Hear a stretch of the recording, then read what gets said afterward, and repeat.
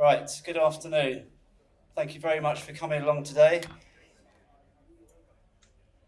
My name's Gareth Hector, I'm Head of Marketing here at Westwood.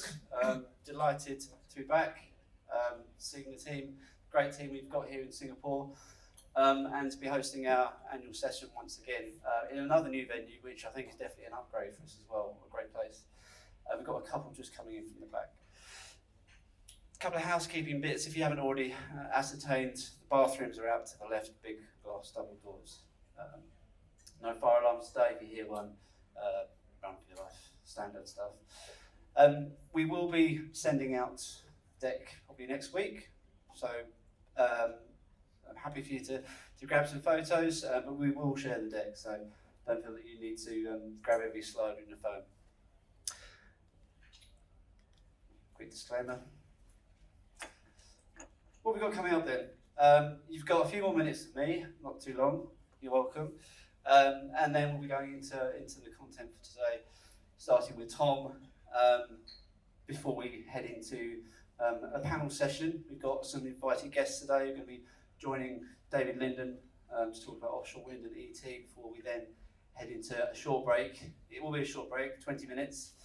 There'll be coffee outside at that time, and then we'll come back in, and then we'll be covering Marina with Chenwei and mix with Paul before we finish up with the final Q&A session. We are here till around about 8 o'clock, so please do feel free to stay on. There'll be some drinks and food afterwards. Network with your peers. Feel free to hit us all up for more discussion as well. Button. There we go. I saw a meme yesterday, as one does, and it involves somebody blindfolding the dog, waving bacon in front of its nose before giving it a bit of broccoli, and the dog pulling away. And the catch line was, when you attend a webinar thinking you're going to get insight and you get sold something. Well, don't get me wrong, we would like to do business with all of you, but we base everything we do on trust and insight and quality. And the way we do that is by having these events and going into detail and putting our senior analysts in front of you and allowing you to interrogate them, as well as going through the coverage of what we offer. And this is a snapshot of that. If we go through to the next couple of slides, the coverage from offshore energy services, which is what today is about, goes from subsea, marine, drilling rigs, and of course, production facilities. And in each of those areas, there's a mix of research and consulting capability, which we're extremely well known for. And then more recently, into the energy transition side of things, and we're going to hear parts of that today, offshore wind, and touch on a few other topics as well. And actually, offshore wind, we've been working within that space, going back to, when was it first done, Tom? 2008? Yeah, 2008. So it's not new to us. So we've had a long time to try and get what you need to know right. And that's what we're really good at, asking questions and asking the right questions.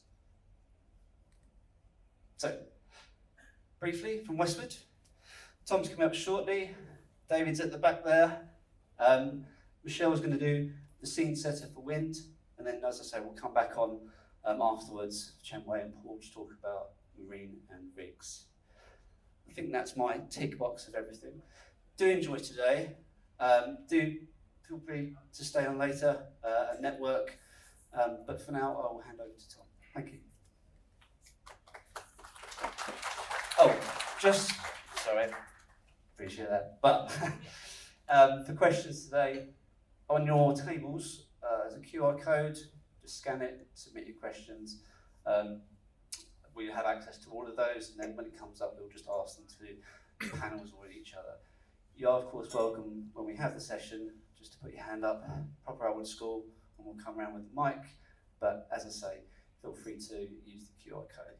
There is also another code there, full of codes now, isn't it? Where you can just download a pack of everything that we've been speaking about. Right, thank you. Tom. Right, thank you, Gareth. Okay, good afternoon, ladies and gentlemen, and as Gareth said, thank you very much for joining us again for our 2024 Offshore Energy Services Summit. My name is Tom Payne. I look after our APAC offices here at Westwood, and I also run our energy services research more globally. So as Gareth kind of pointed out, the idea today is I'm going to start talking about the big picture. I'll talk about some of the macro trends that are shaping the industry today. And then we're going to get into more detail of our sector specialists. We'll have Michelle and David talking about offshore wind and the energy transition at large. We'll have Chun Wei talking about the offshore marine sector. And of course, we'll have Paul Ezekiel talking about offshore rigs, what to expect, and will we ever build a rig again, which I think is a very topical conversation at the moment. So I'll kind of get into my deck. And businesses like ours in market research and commercial advisory services, I always feel like one of our key roles is when the market is bad, when times are gloomy, people look to us to say, when's it going to get better, Tom? When are we going to see an uptick in spending? When is my industry going to improve? And that is our role in 2016 to 2017, for example, if you heard us talk. But conversely, when times are good, it's kind of our role not just to cheerlead the industry, not just to say, yeah, everything's great, let's go and have a coffee. It's really to say, well, where are the cracks in the narrative right now? What should we be looking out for? And how long can these good times last? So that's really what I want to focus on today, because increasingly I find that the conversations that I am having with clients isn't around the day-to-day operations of their fleets or their service provision or their fabrication capability. It's really around, okay, is it too good to be true?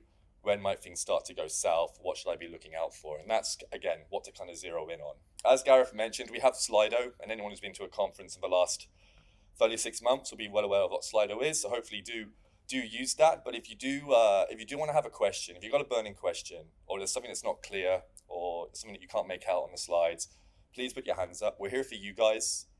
We already know the content, right? So please put your hands up. We want to have an interactive conversation. We do want this to be as interactive as possible. Make sure you guys get as much out of it as you can. So going into it, the goods. And like I said, it doesn't take a lot to really explain the good. I think everyone sitting here is probably enjoying life at the moment from a business perspective. And we've got a few slides here just to kind of show, or at least kind of confirm where the industry is today.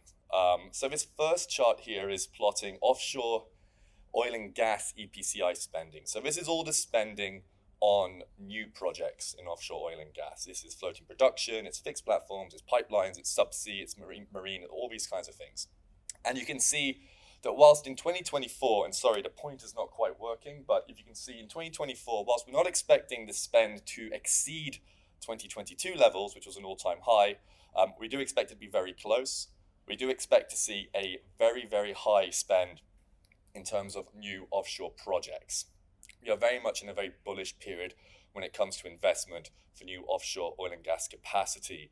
And when we look at the kind of businesses that are involved here, we can see as a function of that increasing investment, we are seeing performance across the board improve significantly. This middle chart is plotting leading contractor backlogs. So we take baskets of the leading listed contractors and we look at how their backlogs have evolved. So you can see from 2020 to 2024, the offshore backlogs for the offshore energy services class has effectively increased by around 50%. You've got the EPCI contractors, FPSO contractors, field services, offshore drilling, and OSVs. Across the board, backlogs are up. And backlogs are up as a function of two things. It's a function of increased volumes of work. There is simply more infrastructure being sanctioned. There are more wells being drilled. But also the pricing that the industry is able to achieve for those services has increased significantly over the past 24 to 36 months. And that last chart on the right here is showing a day rate index for deep water and shallow water. And you can really see the key trend. We don't really need to dive into the numbers. My colleagues Chun Wei and Paul will be available to really talk about the details on the day rates. But the takeaway on that last slide is that when we look at deep water, when we look at shallow water developments, typically we have seen pricing increase by 50 to maybe 80% on average over the past 36 months. And for certain classes, it has doubled or more than doubled. So effectively, we're in a very good place, about as good as it gets when it comes to offshore energy services activity. And a lot of this has really been built upon a relatively stable oil price. Now, of course, the last month has been a little bit more volatile, but fundamentally, for the past 36 months, as we've come out from the pandemic, we have enjoyed a relatively stable oil price environment, with prices typically hovering around $75 to $85 a barrel. And a lot of that has been based on OPEC Plus and their strategy of intervention, introducing production quotas, and more or less sticking to those production quotas. That has been really the driving force of a platform as it allowed this level of investment activity to continue. A little bit more on the goods. So in addition to the levels of investment, we also continue to explore. Now, back in 2020, when we were talking about the transition, there are a lot of headlines coming out from oil majors, particularly European super majors, talking around it's the end of exploration, we're no longer going to explore in new areas or new frontiers. Now, that has started to reverse a little bit, and we continue to see significant levels of high impact offshore exploration around the world, and that it continues to be led by super majors.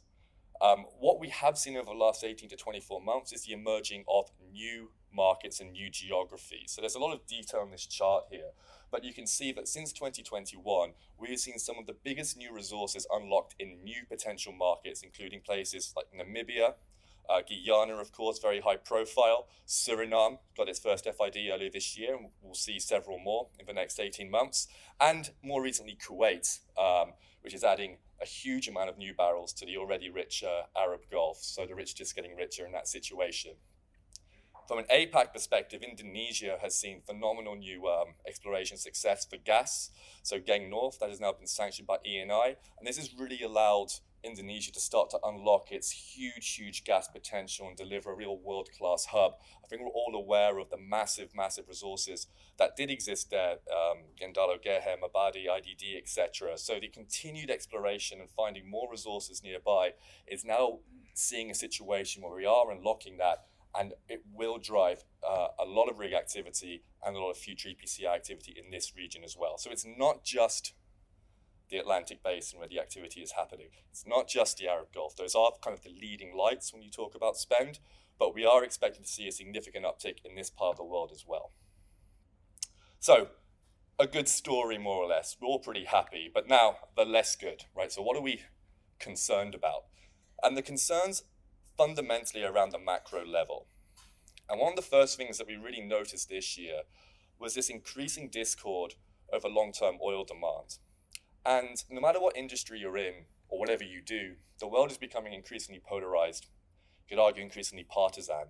And that is certainly something that we're also seeing in the global oil market. Now, we've always had 2 or 3 agencies that are the most vocal or high profile when it comes to plotting the long-term future of oil. The 2 we've chosen here are OPEC and IEA, who are really emerging as 2 opposite camps and 2 very conflicting ideologies when it comes to what is the future of oil. What we've done with the solid colors is map their most recent views. So that was September for OPEC, and that was October for the IEA. We've also plotted in the dotted lines what they were saying in 2023, and for OPEC, what they were saying in 2022. And really the upshot here is that back in 2022 or 21, as we emerged from the pandemic, the view was somewhat different, but we were talking about a few million barrels here or there. Fundamentally a similar ideology, but OPEC said, well, it's probably about 3 million barrels more, and we could all kind of more or less agree. But as we've kind of moved through, recovered from the pandemic, seen oil demand actually pick up and improve and recover, we have seen this massive divergence in these 2 agencies right now. And you can see in their most recent reports, OPEC coming out very boldly stating oil demand will not peak. That is not on the horizon. We do not see a structural shift that could warrant a peak in oil demand. We expect oil demand to hit 120 million barrels by 2050. That kind of laid the gauntlet down to the IEA, who came out about a month later and said, well, actually, we're kind of revising our view downwards, as you can see from the chart here. We are expecting a peak in around the end of this decade, and then we expect to see a slow but continued decrease in oil demand to reach around 94 million barrels by 2050. That is in their STEPS scenario, which is their stated policies, which is effectively the most comparable to the OPEC outlook. Of course, the IEA have several scenarios. They have their new policies, they have their net zero targets as well, which shows a far more accelerated decline. But even with their stated policies, their most bullish outlook, you can see how significant that divide is. And what are the narratives that are driving this? So an oil bull today has to kind of accept that Chinese demand is weaker than expected, that Chinese demand is due to peak at some point in the next decade. So much of the weight or the hope for oil lies in India right now, and the ability for the Indian economy to replicate what China has done, the emergence of the middle class, the demand for gasoline, consumer products, and air travel. It is based on skepticism over variable power generation, so renewable power generation to actually deliver. That is, again, one of the key tenements of the OPEC outlook. And there's huge concerns over electric vehicle supply chain bottlenecks and the ability to actually transition the on-road fleet. The relative bears in the market in the IEA, again, they will point to a rapid transition to electric vehicles being one of the major shifts in demand.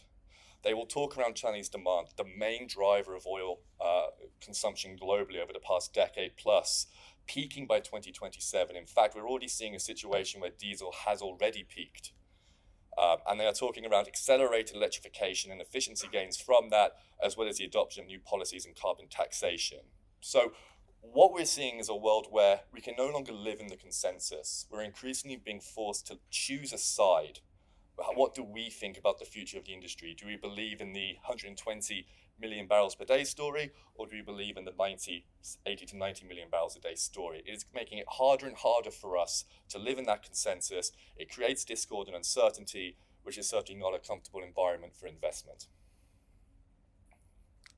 Shorter term oil prices. I think of many people who track the oil market or look at the oil market every day, they will have seen a pretty weak market so far in Q4. Today it's a little bit better, but it has been hovering around 70 to 75, which is lower than what we've seen over the past couple of years.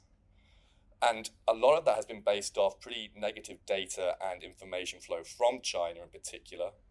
Some of the issues there being the faster than expected uptick of electric vehicles, but more importantly, the uptick of LNG fueled trucking. Around a third of new truck sales are now LNG fueled, and that is seen as a major substitute for diesel. So again, many people are already calling time on Chinese diesel demand, which would have a big significant impact. In the short term, that has caused both OPEC and the IEA to revise downwards their 24 and 25 oil demand scenarios. You can see that on the chart on the right there. So there is this sense of pessimism when it comes to demand. On the supply side, like I said, it is the intervention of the OPEC Plus bloc which has been paramount to providing a platform for investment in oil and gas.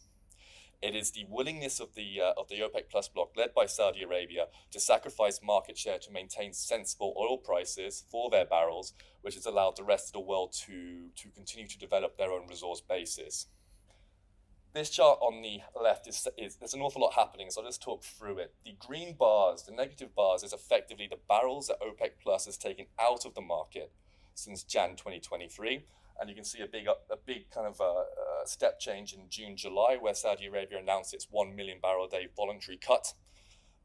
So those are the barrels that the OPEC Plus bloc has taken out. But what we have seen is for every barrel that bloc has taken out of the market, the international markets, everyone else has added a barrel effectively. So from January 2023, effectively OPEC Plus production is around 3.1 million barrels a day lower. Conversely, when we look at the incremental production from US liquids, that's crude, but it's also NGLs importantly. It's Iranian crude growth, it's Guyana, and it's Brazil, the major drivers of supply growth. They have actually added 3.1 million barrels as well, so it actually works out quite neatly. That has been a lot of hard work from the OPEC Plus bloc just to keep oil prices relatively stable. That orange line is the Brent oil price over that time, and that is actually pretty stable as far as oil prices go. So an awful lot of work being done by the bloc to keep these prices stable, but there is this slight disgruntled feeling among some of the member states. We saw the UAE making noises last year over potential quotas and baseline production. We saw Angola leave the bloc over similar issues and similar concerns. So the big question going into 2025 is how much longer can Saudi Arabia keep the gang together? With weak demand outlooks, how much longer can Saudi Arabia keep the production quotas in place and keep its member states from going rogue? They were expected to roll back the voluntary cuts in October. They have already pushed that back several months now, and we probably expect them to roll it back further again. So that is a key thing that we will be watching.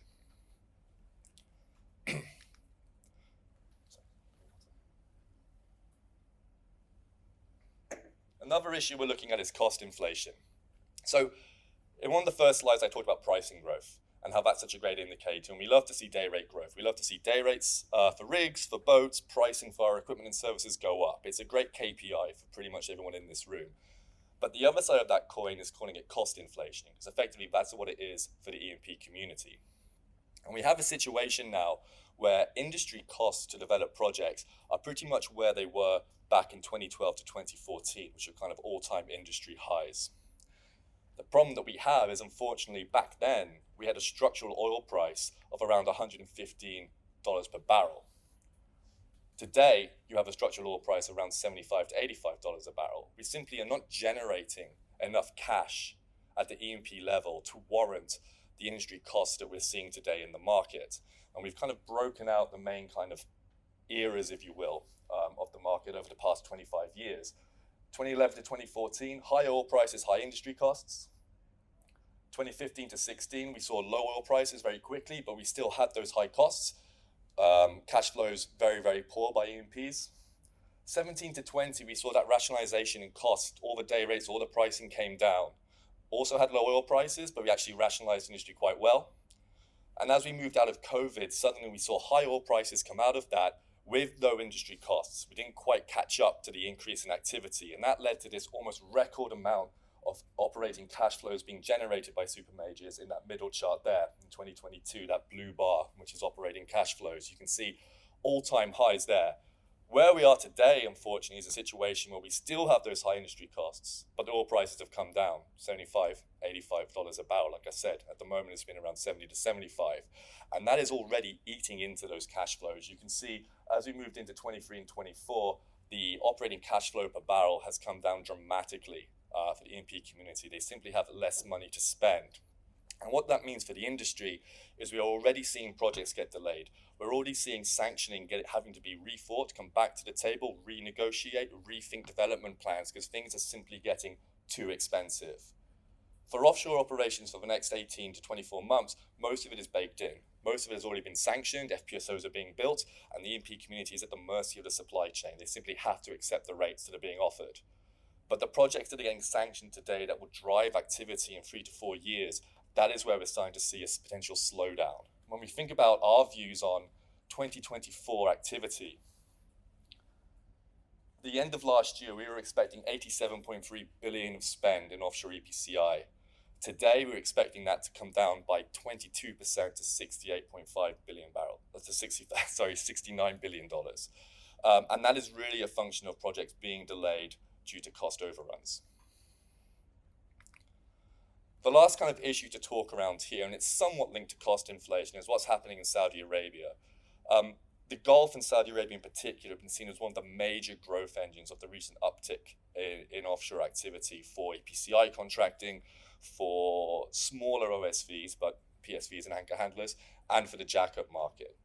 And that was largely off the back of huge unprecedented growth plans by Saudi Arabia.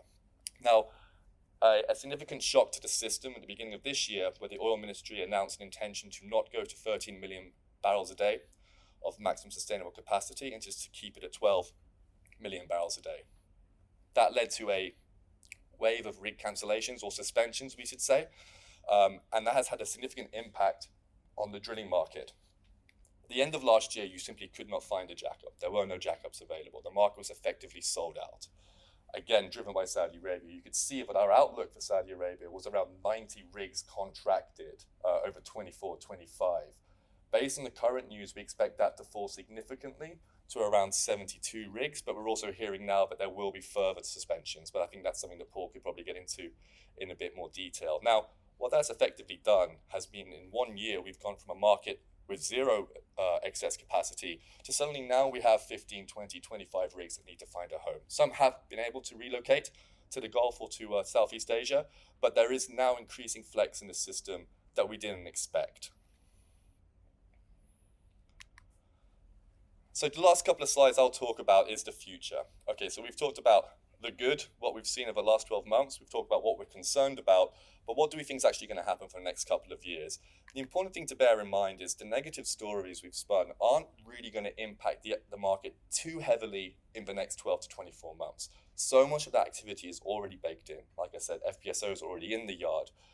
Drilling campaigns have already been signed. It's what happens beyond that where we start to see a bit of weakness. When we think about 24 and 25 as a period, we're expecting a significant level of spend, around 127 billion of spending on offshore EPCI services. 26% of that will be in Asia Pacific. So it will be a major contributor to offshore activity. We kind of have the shopping list on the right here of all the infrastructure that will be awarded over this period. And notably, if you think around fixed platforms, 182 platforms to be awarded over 24 to 25, 32 of those going into Southeast Asia. Pipelines, just over 7,500 kilometers of rigid pipe to be awarded, just over 1,000 kilometers to be installed offshore Asia. And then for floating platforms, we expect 5 floaters production systems to be installed in Southeast Asia as well. So significant amounts of work still to be awarded globally, with Asia Pacific accounting for around a quarter of that. But one of the things that we also want to kind of communicate to our clients is a key theme in the industry was, again, during the COVID pandemic and the real acceleration of the energy transition, we saw a huge rush for conventional oil and gas contractors to move into offshore wind with the volume that it offered, with oil and gas being so low and so bearish. Pretty much everybody in this room was probably looking at offshore wind as a potential growth market, somewhat out of necessity, but also strategically it's a market where we need to be. What we have seen is a reaction to that, with oil and gas surging back to life. We have potentially seen a situation where many people are now kind of washing their hands of offshore wind to an extent. It is a difficult market to work in. It's a very different contracting commercial market to work in. I think one of the things that we do want to kind of stress is now is not the time to turn the back on the energy transition. In fact, now is the time to really think about energy transition 2.0. We've all had to go. A lot of us got our fingers burnt. Some of us made some money. It doesn't mean we shouldn't do it. It just means we need to reevaluate how we're going to do it and make sure we make it work for us. We're plotting offshore EPCI spending out to 2028 now, and you can see that the share of spend associated with new energies, that's offshore wind, but also hydrogen carbon capture, is growing and growing at a far more exponential rate than oil and gas. If you think around 2023, around 70% of the spend was oil and gas globally, but that is going to fall to around 50-50 by the time we get to 2028, and that trend is only going to continue to grow. So realistically now, once we start to have cash flows, now that we have money in the bank, now that we can take deep breaths, now is time to really think about how we're going to position ourselves for the inevitability of the energy transition. And one of the markets we love to communicate to our oil and gas clients isn't necessarily offshore wind, because everyone just thinks, offshore wind, I need to get into offshore wind, what am I going to do? Turbines, cables, whatever. There are other markets emerging that will offer fantastic utilization and cash flow opportunities, which are more akin to what we do day in, day out. And new energy, carbon capture in particular, is really one of those. When we think around carbon capture projects, really what we're doing is what we've done in oil and gas for decades. We're taking CO2 and we're pumping it down hole. It requires the same kind of infrastructure, subsea trees, drilling new wells, pipelines, flexible products, fixed platform facilities. All of this stuff that we know how to do so well is the backbone of the CCS movement, particularly in Southeast Asia. We've seen significant contract awards go out to Subsea 7, to Saipem, to MMHE, to deliver substantial projects in the carbon capture sector. And we expect around 12 billion of EPCI opportunities over the next 5 years. So definitely a market to watch. I've gone over time a bit. That's all I had for you guys. So I look forward to any questions either now or at the Q&A, and if not, I will pass over to Michelle. Thank you.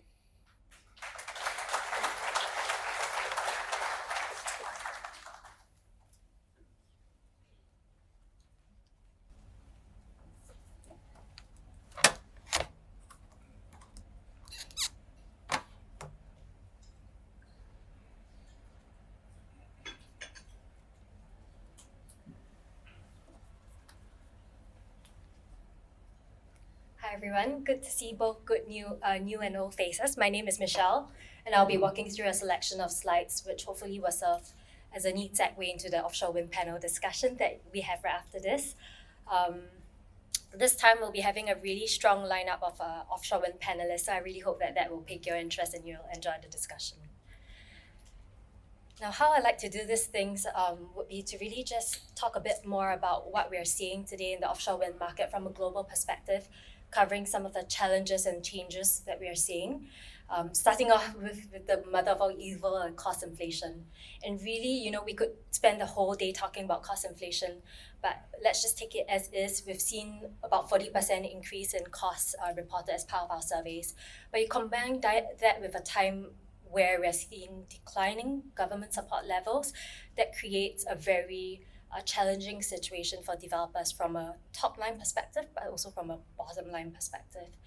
And if you throw non-price factors and protectionism, local content into the mix, that creates an even less rosy picture. Yet, regardless of that, we're seeing new markets and investors come into play. Countries are continuing to invest. And on the supply chain side, despite the tightening supply chain balance that we're seeing internationalization efforts by Chinese OEMs. Now, a few consequences and reactions to this. Firstly, auctions and project cancellations and delays, not uncommon to all. We have a figure on this on the next slide. Developer strategies have also evolved away from portfolio growth towards more focused investment, towards value creation, towards delivering growth.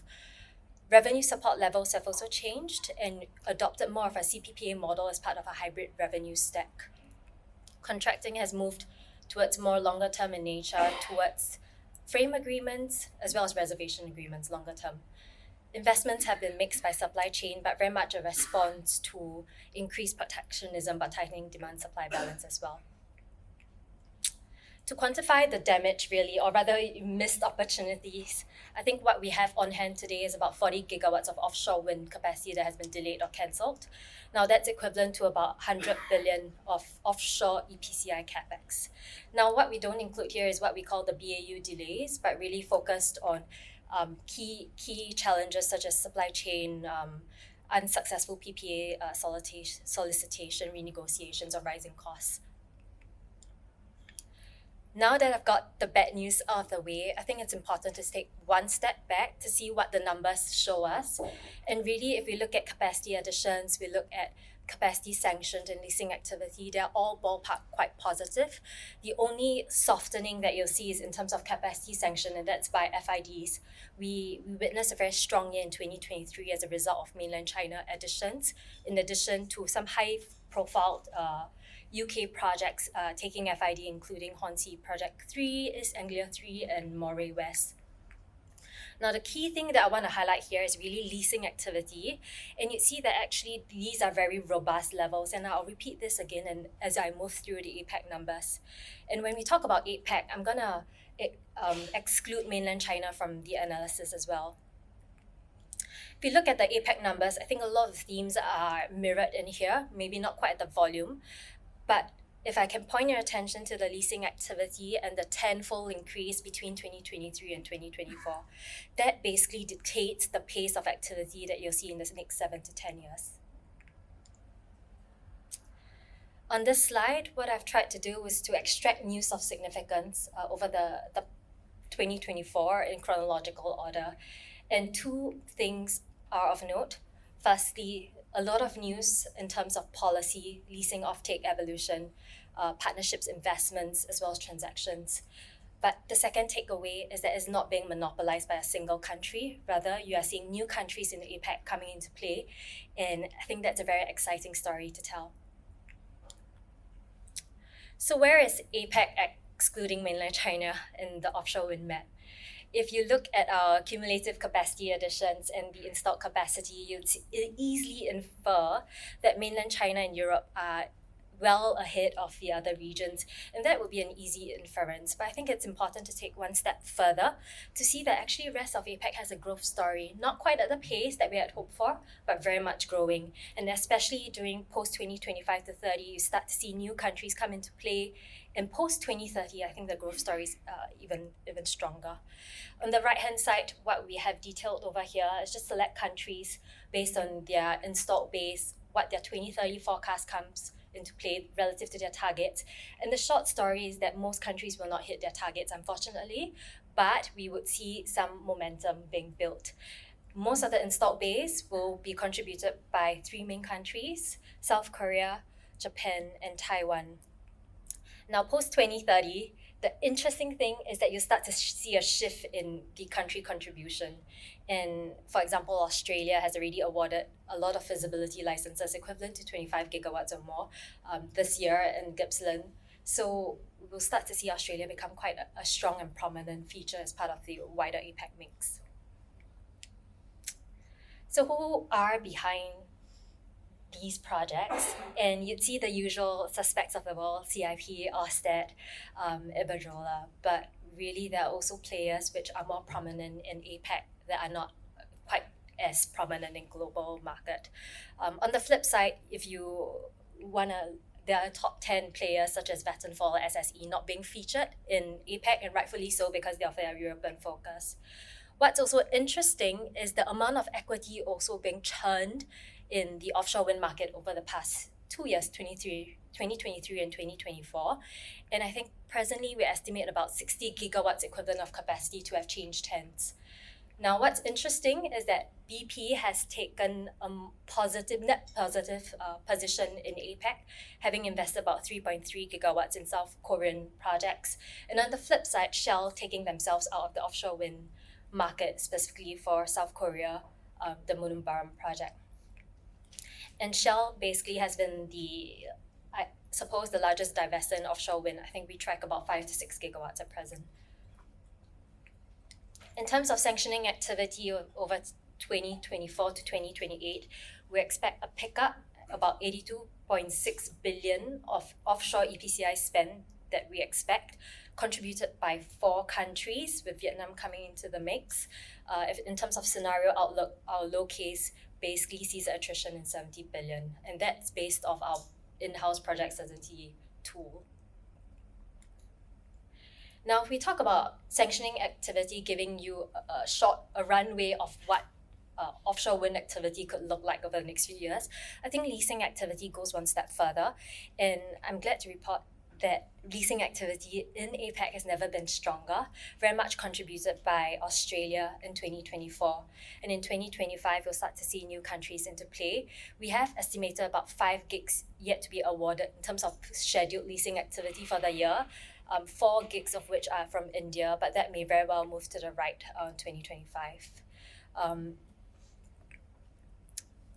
And I guess it's also important, while to paint a positive story, it's very necessary to look at the challenges. Firstly, route to market. I think globally, we're just seeing a general push down on subsidies. And in Taiwan, we've already seen 0 subsidy bids. But is it too fast, too soon for APAC as a region? It's not quite as mature relative to European counterparts. And if you throw non-price criteria and protectionism into the mix, I think that is just very challenging for developers as well. And you know how a blessing can be a curse as well? I think some of the markets in Asia have quite a huge floating wind exposure very early on. So whether that in itself would be a hurdle to commercialization, given that the most mature markets haven't seen commercial projects yet. And supply chain very much intertwined with the challenges that I've mentioned above, but facing two main things.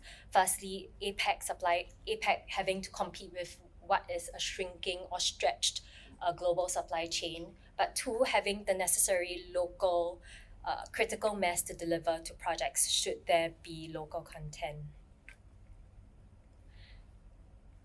Happy to report that the supply chain is, however, still investing, in part due to, as a response to protectionism, but also in response to capacity or cost-related issues. I won't go through too much of this, but partnerships are being formed with local entities as well.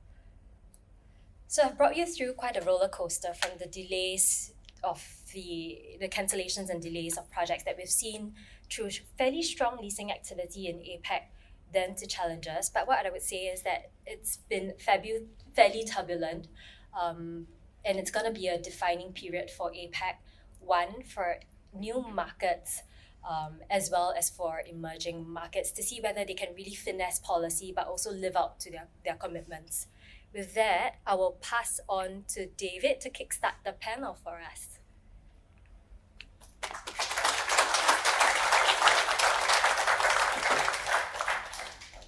Let's go and get seated. Thank you. Please do continue to use the Slido for some questions.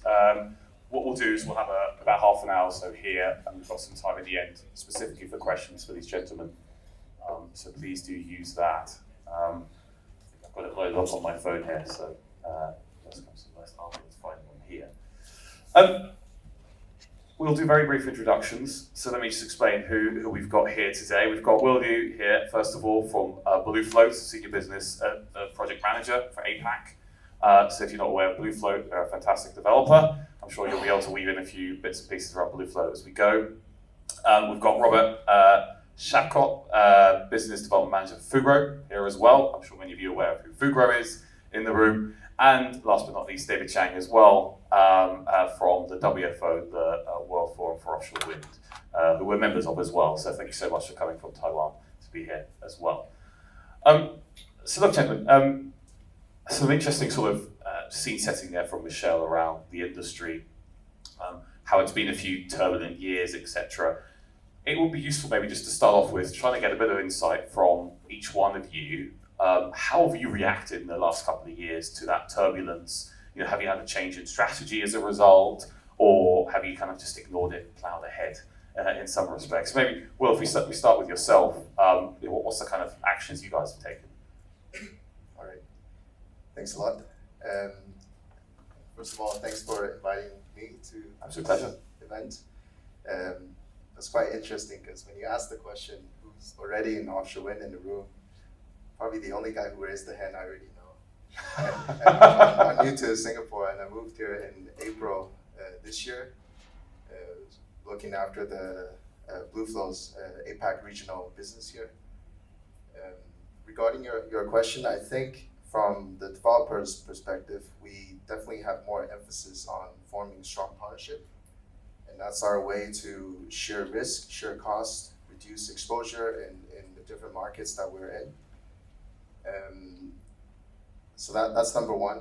And I think number two, how we react to the current dynamics. I think we're becoming increasingly selective in terms of which market we enter, and also consolidating the existing markets that we're in to the ones that actually provide clear visibility to, let's say, route to market, timeline, volume, and the financing conditions. So that's how I would. So it's essentially about trying to spread the risk, de-risk, and focus your efforts in many respects. Definitely. Have you got an example of maybe a country you've decided isn't quite up to scratch for you? Yeah, so I personally am very much involved in Taiwan and Philippines for Blueflow, and in both of these markets, we are actively looking for not only equity partner but also supply chain partners, and that's exactly how I describe. We're reacting to the current dynamics in the market, and that's how we see we can succeed as a new entrant to a market. Perfect. Okay. Thank you very much. David, you've got a slightly broader view as well, maybe, and I would say neutral, but a slightly different view in terms of the market. What have you seen, either WFO members or you're based in Taiwan, and what is the community, the offshore wind community, how have they reacted to the last couple of years? Thank you. I think for the past 12 to 18 months, it's turbulent and very eventful. Coming from a non-profit organization, if we have a turbulence in the industry development, that actually means it translates to opportunities for more communication. Over the past 12, 18 months, due to turbulence, actually a lot of agenda that came up. So both the company's side and also the NPO side, we have quite a lot of discussions to try to resolve, and just to name some of you to kick off the agenda of CPPA access for the market matrix. Local content requirement is one, infrastructure, and floating offshore wind, definitely. So these agenda actually are, over the past 18 months, extremely interesting for us to navigate through between the corporate side as well as the government side. So that's a little bit of update on that. Perfect. Okay, and we'll get into some of those issues or questions in just a minute. But Robert, I mean, Fugro obviously as a supply chain company, but also as a player on both the fossil and the non-fossil side of things, etc. You must have seen some interesting dynamics evolving in your business, and particularly in this region as well. How's Fugro reacted in the last couple of years? I think, like most people in the room. Yeah. Can we just check on the mics? I'm not sure the mics are working. I think I think it's okay now. We're okay. Yeah, so I Thank think you. like everyone in the room, we've had to be agile. We've learned that from the past decade. So just continuing with that. I think just as every year goes, we're just reevaluating what do we need to change, what do we need to do. So I think we've been in that mindset of being agile. And I think over the last year, one example is we looked at the South Korea market, and we realised that we need to partner up with a local company. So earlier this year, we set up a joint venture with a local company, and we thought that would be one way to get around some of the challenges that we could see coming up in South Korea if we hadn't have done that. Okay. And that leads me on to maybe quite interesting. So the next sort of area that we wanted to talk about was local content, right? It's a theme across all energy areas, particular, but of course, local content's been a particularly big part of offshore wind. Part of that's not just because offshore wind's there to create large-scale gigawatts of power. In fact, it's an opportunity. It's an infrastructure business, right, that you can then create local economy from as well.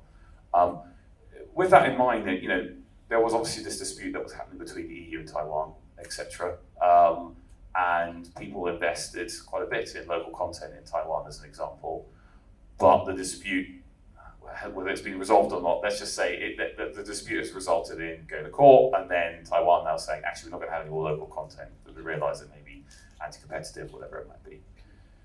What's your view in terms of, local content as a whole? A, in Taiwan, and the lessons from that, but B, more generally, how you have to operate. Is it a thing of the past? I think in terms of this percentage targets they've been setting, maybe we're going to start moving away from that. But in the auctions, I think they're still going to have point criteria. There's going to be other ways that they can weave this in, and I think working within this region as well, there's the hidden things as well, which you have to then local content. And so South Korea is quite open, but we could see that we're not going to be able to navigate that market as an international company alone. We're going to have to work to understand some of the things that are really hidden. What is some of the legislation that's going to come out of the woodwork? It's just starting from very early stage to construction and O&M. And so in that sense, while there isn't going to be these fixed and hard targets, I think in the supply chain at least, we're going to have to do some level of local content to be able to play in those markets, even if it's not been stipulated by the government. Now it's a firm requirement. Okay, so maybe not price criteria in bidding and those sorts of things. Yeah. Okay. You're based in Taiwan. Have you seen the change in attitude? Maybe you've been following it very closely. This is a sensitive question. Okay, first of all, I think local content is extremely important for each market. It's just how you implement local content. So for Taiwan, as an example, I always look at how urgent is renewable energy needed. If you urgently need renewable energy, perhaps the first consideration is actually to develop the industry itself and then grow organically. By enforce a very strict local content requirement, you actually risk the potential of delaying development, industry development. So it's sort of like a balancing game. Well, if we look at local content, our recommendation to Taiwan has always been somewhat encouraging as a strategy rather than enforcement, and also perhaps to pivot on those industry strengths that already exist, rather than to completely reinvent something that has already it's already existed elsewhere, and then you have to reinvent the thing again in Taiwan, which actually takes a longer timeline. So that's always the view. But by lift off or relax the regulation completely is perhaps needed to be more considerate, because there has been a lot of significant investment from the Taiwan side, and so if you lift it all completely in such a short period, I think there's going to be a bit of a bounce back. Yeah. Okay. Thanks. And just from your perspective, Neil, do you see the right balances being struck in other markets as well? Because I agree, it's a balancing act, but it's you're making investments here. So, So I think it will just happen more organically, which in our opinion it's a good thing. We have a portfolio that's about 80% floating wind, 20% fixed bottom. So in Taiwan, actually, what we're aiming for is the demonstration scheme, which doesn't have local content requirement. But we do still look for a local supply chain partner. And the reason being, at this point in time, the path towards net zero, we see it very difficult that it can be achieved without involving everybody possible, and not including supply chain, not including regional supply chain. As I'm finding out more about Singapore, there are a lot of capability and capacity for the region here as well. So I think that's more of how we see it. As a developer, we also look at local content in terms of creating job or benefiting the local market, not only in the supply chain that we bring together with us during the development of the project. It's the fact that you implement and install, bring more green electricity to the country that also bring the benefit of the AI, all the other industry with you, which need the green electricity. So it's not only the supply chain and the offshore wind, but it's what you bring to the market overall as well. Yeah, it's always been an interesting side to offshore wind and why politicians like it in many ways, because it does bring some of that additional benefit, which is not so obvious maybe in other industries. But okay, so look, I mean, there's the wider benefit. There's the adjustment to a market which has been difficult, but we expect to see things take off. But similar to the oil and gas side of things, if your costs are rising, how are you going to manage your revenue side of things, right? In particular, how do you secure that revenue to ensure you make the margins you want to make, right? It is an infrastructure play. It's a lower margin business, of course it is, but also you should expect therefore more stable, secure revenues. It's a slightly different investment proposition. What we've been talking to with different clients is you have got different mechanisms in place, but most recently, of course, CPPAs, so corporate power purchase agreements. This is with large corporate entities buying gigawatts or megawatts, most likely, of electricity, have come to the fore. I mean, again, Taiwan's an interesting situation here where you're trying to enter a market that's not as liberal as others, should we call it, has a centralized play, but CPPAs can play a real role. How's that happening in Taiwan? Maybe it would be interesting to start off with this. Is that proving useful?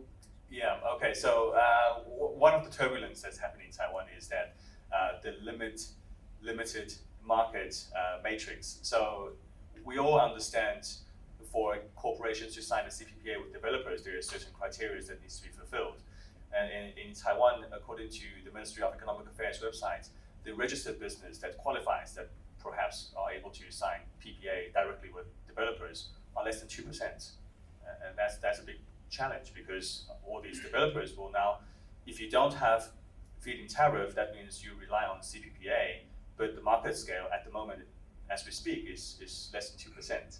So, and that will create a situation where you have companies that want to sell energy or sell the product that cannot sell or have limited space to sell. And you have, on the other hand, the rest of the 98% are not those companies who doesn't need PPA.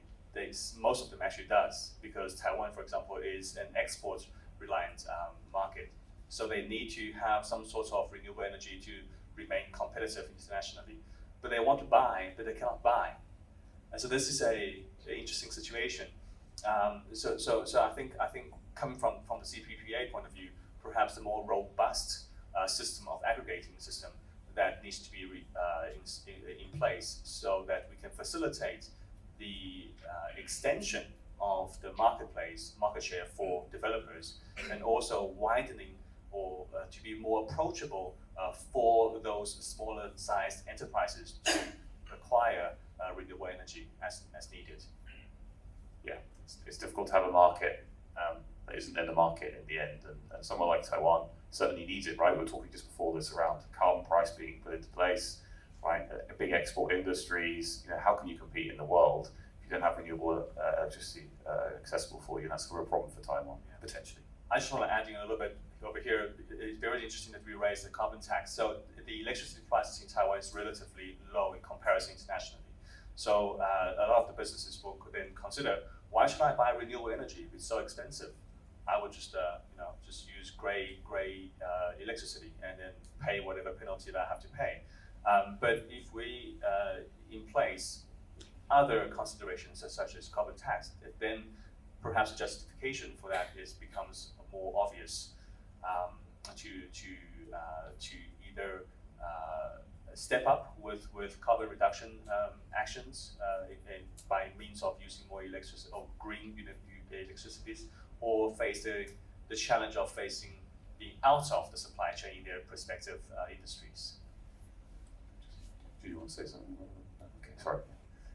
Okay, cool. So thank you for that. No, it is a more complicated picture than often people have. So there was, again, this morning I was at OSHA, and people had to stress very clearly the difference between an oil and gas market and an electricity market, and be able to understand both those worlds and how they function is fundamental, because otherwise you'll get burnt because you don't understand what's driving your developers, investment criteria, these points around carbon price and all those sorts of things certainly do make a big difference. So, but yeah, we don't have time for all that today, but it highlights the complexity, the difficulty, and that's an important point for the supply chain here as well. But there was a question actually that came up around technologies, what technologies are missing in this industry, and I think we could spend a long time on that. But one of the particular ones I want to talk about, floating wind. And of course, 80% of your portfolio right now, or potential portfolio, I should say, is in the floating wind sector. We did a floating wind survey at the start of this year, sort of May time, and it kind of revealed that essentially the industry had slowed down a lot. The market view appeared to be 50%, so that's almost the market, but it wins you elections these days. We're thinking about 3 gigawatts or so of capacity online by 2030, and it was much more of a later time frame. How are you at Blueflow looking at things, or how are you personally looking at the market? Has it slowed down? Is it just a niche market, or are we still expecting good things? It's just a little bit later. Yeah, that's a very interesting question. I was trying to look at Michelle's slide and see if her view is similar to mine. So this is purely personal. And I have to be very cautious, because I've been told once not to forecast unless I'm retiring, because you'll always be wrong. So, but I can share what I see today, right? So I think by 2030 you will see a couple more smaller scale being less than 500 megawatt floating wind farm in the water. And then I think the next wave, they would have the COD around 2032 to 2035. And those would be larger commercial scale. So where, in terms of scaling and seeing the cost out, I think we're looking at around 2035. 35%, sorry. Okay. In APAC or generally? It's a gigawatt scale project, let's say. Yeah, I think more in general, but that brings up a good point, because we're also seeing a clear divide globally. There are countries that are charging forward with floating wind. In Europe, that's led by France and UK. In APAC, it's Korea and hopefully Taiwan very soon. Yeah. And that has an implication on cost out and standardization of the technology, the floater, because these countries, you can look at these countries and see what type of floater is suitable for them, and those are the type actually gaining traction today. So you would see a lot more semi-submersible, because that's what they're looking at in the UK and France and Korea and Taiwan. So I think in a way, these countries will pave the way, and they would also help consolidate the type of technology that would eventually lead to the future cost reduction and scaling. Yeah, yes, absolutely. I think the leaders or the first movers of this will create essentially the standards, right? You'll see. But yeah, it's not an easy problem to solve. There's a lot of things still to happen. Now, everyone else got any other views on floating in particular that you've seen in the market that you're that you're getting a sense of? And then there was again the slight delay in Taiwan, but I mean, Robert as well, have you got any particular views on the floating sector you wanted to share? No, I think I agree. South Korea in this region is going to be big. There's an Ulsan development, and I think we're going to keep a close eye on the auction that is ongoing at the moment. If that goes well, that's going to give a lot of confidence. That this is something that's going to work for South Korea, and then Taiwan's going to follow next year with their demo auction round. And like I said, I think this is going to be where APAC will be really strong if it's going to be the up-and-coming emerging technology. Great, thank you. We had a very interesting experience in Taiwan about since 2021, WFO and also among Blue Float and among us other stakeholders. We actually proposed this laddered up approach, the demo approach to floating, because we have realized that the existing structure of round 3 is actually based on fixed model, and that is somehow unfriendly to floating in the near future. And also the existing capacity of the 15 gigawatts up to 2035 is because the structure is fixed model. So we wanted to accelerate energy transition for Taiwan and also somehow expand the capacity a little bit. So the demo project was designed is to add additional capacity to that, and also to sort of select the best floating technologies accordingly, so that we raise the success rate for Taiwan when we come into floating, and also infrastructure readiness, policy, finance, go to market, and etc. So that was a very interesting experience, because if we don't facilitate that on purpose, I think it's tough, especially for a market like Taiwan, to grow organically just becomes floating. I think that's what we had experienced since 2021 up to now. Yeah, I mean, other markets have maybe had too much ambition and then realize they can't deliver the ambition, and then that creates sour sort of grapes or whatever. But yes, it does cause issues, so incremental development is quite likely. Now, there's obviously quite a few different market changes. I was going to ask you next around new markets, but there's a few questions that have actually come in around an individual called Trump in particular, and the impact that individual will have. I don't know if anyone has any particular views in terms of there were two different ways of looking at it. One was, will it create more capacity in the market, which is actually beneficial for delivery? So people won't be wasting their time, depending on how you want to look at it, trying to deliver a market, and instead that capacity frees up and you can focus elsewhere, let's say to the benefit of APAC, or the other way around, which is it creates, political change suddenly changes the whole industry, and that's actually a bad thing, and that shows you how risky it is. You can look at it in both ways. I mean, are there any particular views from the panel around that? Call it the Trump effect. Right, I can give it a go, and I think everyone, the supply chain, and especially in America, is wondering, what's going to happen after November depending on who wins. And from one perspective, it's going to be difficult for him to unravel what's been done already in America, because he's been very pro-jobs, and to some extent, offshore wind in America has created jobs. But on the other hand, he's going to be going for energy security, cost of electricity, the things that he was, what he was campaigning for.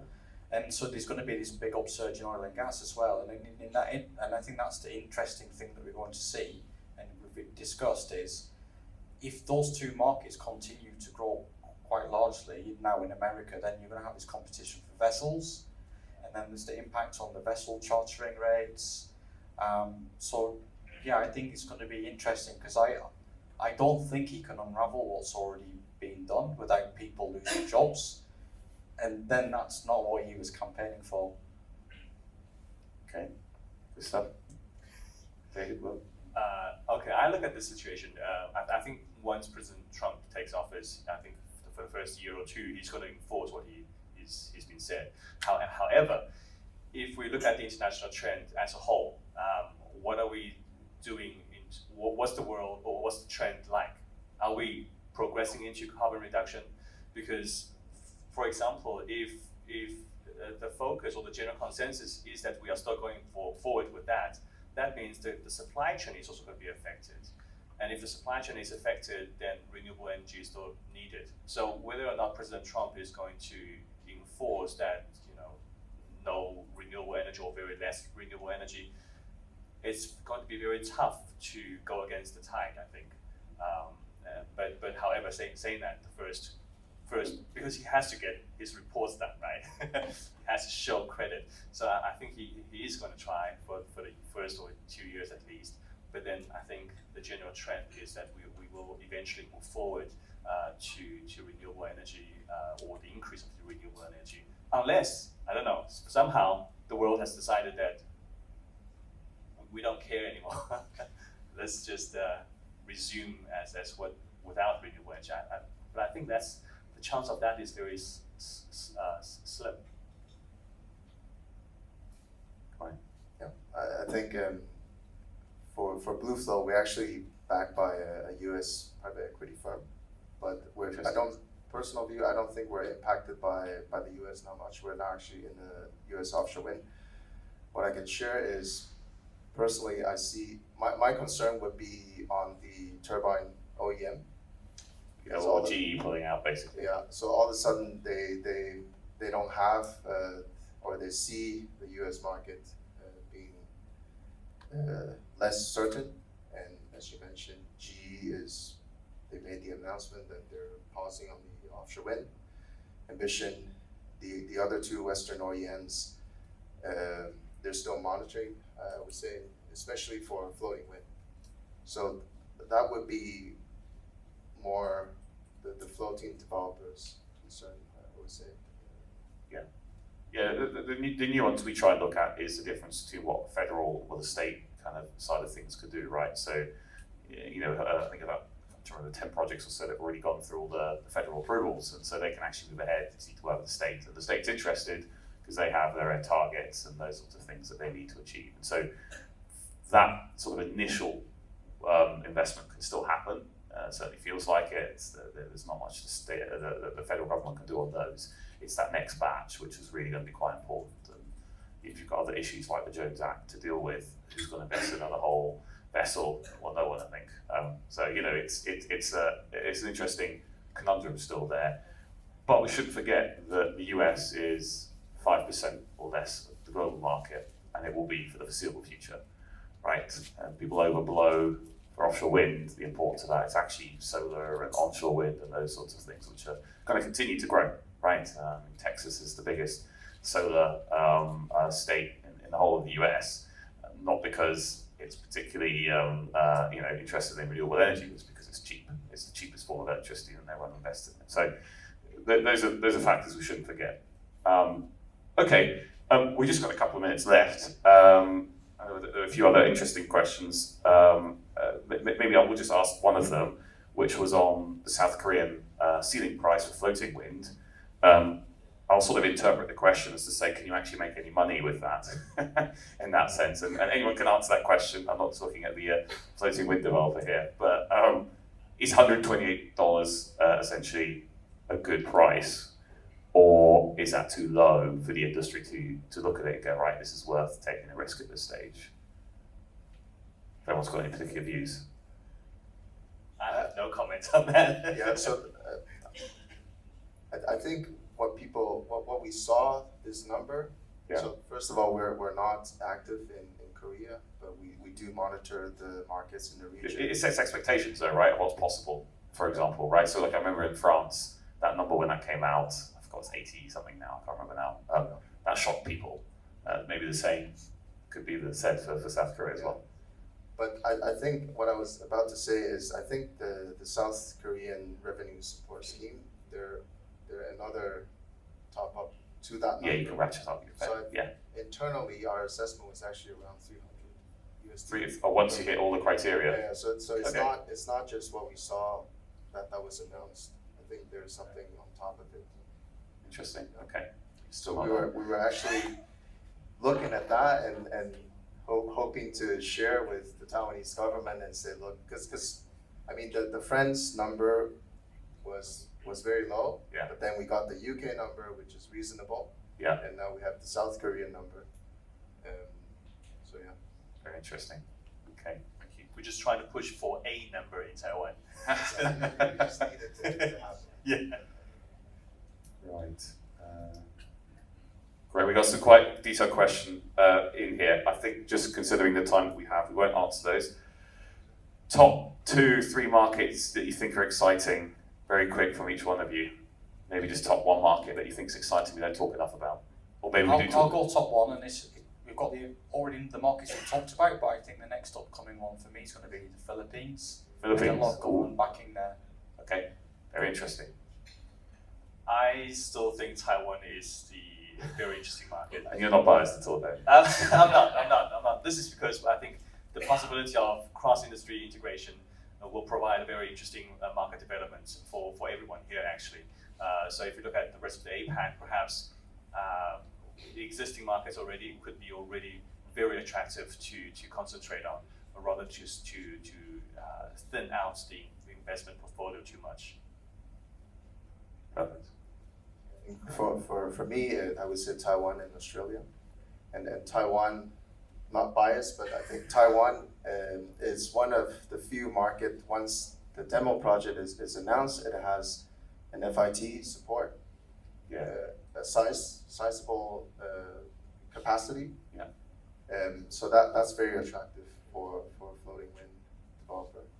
And for Australia, I think it has the scale, it has the right regulatory environment, it ticks a lot of the boxes to attract foreign investment.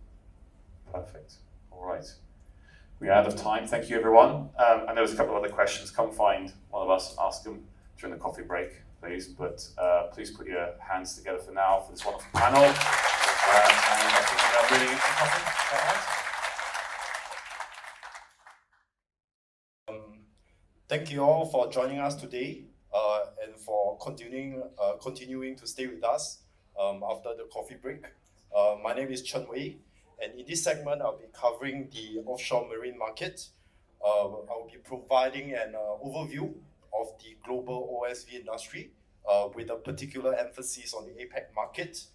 And building on the insights that Tom has shared earlier during the macro segment, it's clear that while the ongoing committed activities continue to shape future operations, we can expect some market volatility in the coming periods. And here's a little recap of the market so far in 2024. All right, as you can see on the left-hand side, scraping activities has dropped to their lowest level since 2014. Meanwhile, the OSV market has shown great signs of recovery, though it has yet to regain the activity levels seen a decade ago. And if you look at the third segment, this chart highlights the ratio of the laid-up vessels to the active vessels alongside the percentage of active vessels over 15 years of age. And notably, there has been a significant decrease in the number of laid-up vessels in recent quarters, and this is driven by reactivations as assets are brought to the market. And importantly, this trend has persisted without a proportionate increase in the scraping activities, suggesting that the recovery is indeed sustainable. However, despite new vessel deliveries and ongoing reactivations, the active fleet has been aging at a concerning rate. And historically, the proportion of aging vessels in the active fleet was kept relatively low at 25%. And alarmingly, this figure has risen from 26% in 2022 to almost 38% by the second quarter of 2024, representing a historical high. And by the end of next year, this percentage will actually project to go up to 50%. So what is driving this surge in aging vessels? And the primary factor is the new building boom from the period of 07 to 10, where oil price nearly tripled before the global financial crisis. And the offshore marine sector's strong financial performance then and easy access to capital during that time has led to excessive vessel construction between 2006 and 2012. And now the long-term consequences of the new building are coming back to challenge the market. For vessel operators, this trend carries significant financial implications. The aging fleet will result in higher maintenance costs, more frequent surveys, greater challenges in securing contracts as end clients scrutinize vessel qualities more closely. And should this trend persist, apart from new building capacities, vessel operators might even find it difficult to secure maintenance slots in yards. And as we approach the end of this decade, another wave of fleet replacement is likely, as vessels built in the 2014 will reach their 15-year mark. Vessel owners will need to consider fleet rejuvenation as a necessary step to replace aging vessels and meet upcoming requirements. Now let's take a closer look at how the market is performing in terms of the fleet rejuvenations. If you look at the left-handmost chart, that will be the S&P activities half-yearly from 2021 to 2024. The secondary market has remained active and robust, maintaining a steady level of transactions quarter on quarter. And in the OSV market, which is inherently commoditized, consolidation within specific asset classes has become critical to establish competitive advantage and achieving pricing power. And analyzing these transactions and their intended purpose, it's clear that key peers are strategically focusing on consolidations within the 4 to 8K BHP HTS as well as the 2 to 4K PSV segments. Additionally, some vessels are being repurposed and converted to serve alternative markets, showcasing the adaptability of these vessels. However, this increased focus on capacity acquisitions has driven up asset prices. Intense competition for available capacity, combined with asset owners' reluctance to engage in sales due to an anticipated market upturn and the exit of distressed players, has significantly reduced the pool of assets that meets desired specifications. And this trend is evident in recent high-profile transactions within the market. For instance, in 2022, Tidewater acquired Swire's fleet of 50 OSVs for $190 million. And most recently, APAC Offshore acquired Atlantic 7 OSVs along with other asset types at a similar valuation. And likewise, Adani acquired Astro Offshore, including 12 OSVs. This goes to show that buyers could no longer be able to acquire pure-play OSV fleets with the specifications they desire, and instead they are forced their hands to acquire entire companies with diverse portfolios spanning across various asset types. You can still buy 1 or 2 vessels en bloc, but the prices will definitely be steep. While transactions may improve resource allocation, they do not address the core issue of supply limitations or the pressing need for fleet rejuvenations. And to delve deeper into that, we can look at the second chart, which kind of illustrates the new vessel deliveries entering the market. Looking closer at the delivery timeline, we see a very intriguing patterns. The order date for 74% of those delivered between 21 and 24 falls into the 10 to 15-year category. And this kind of forms this perception that there has been consistent stream of new vessel delivery in recent years, independent of vessel reactivations despite the well-known scarcity of shipbuilding capacities. And to clarify what truly constitutes the new build orders placed in recent years, we have identified 74 units that are most likely to be delivered in the near terms. And after excluding vessels from the RVOS fleet built to contract and those ordered prior to 2021, there's only 36 units remained.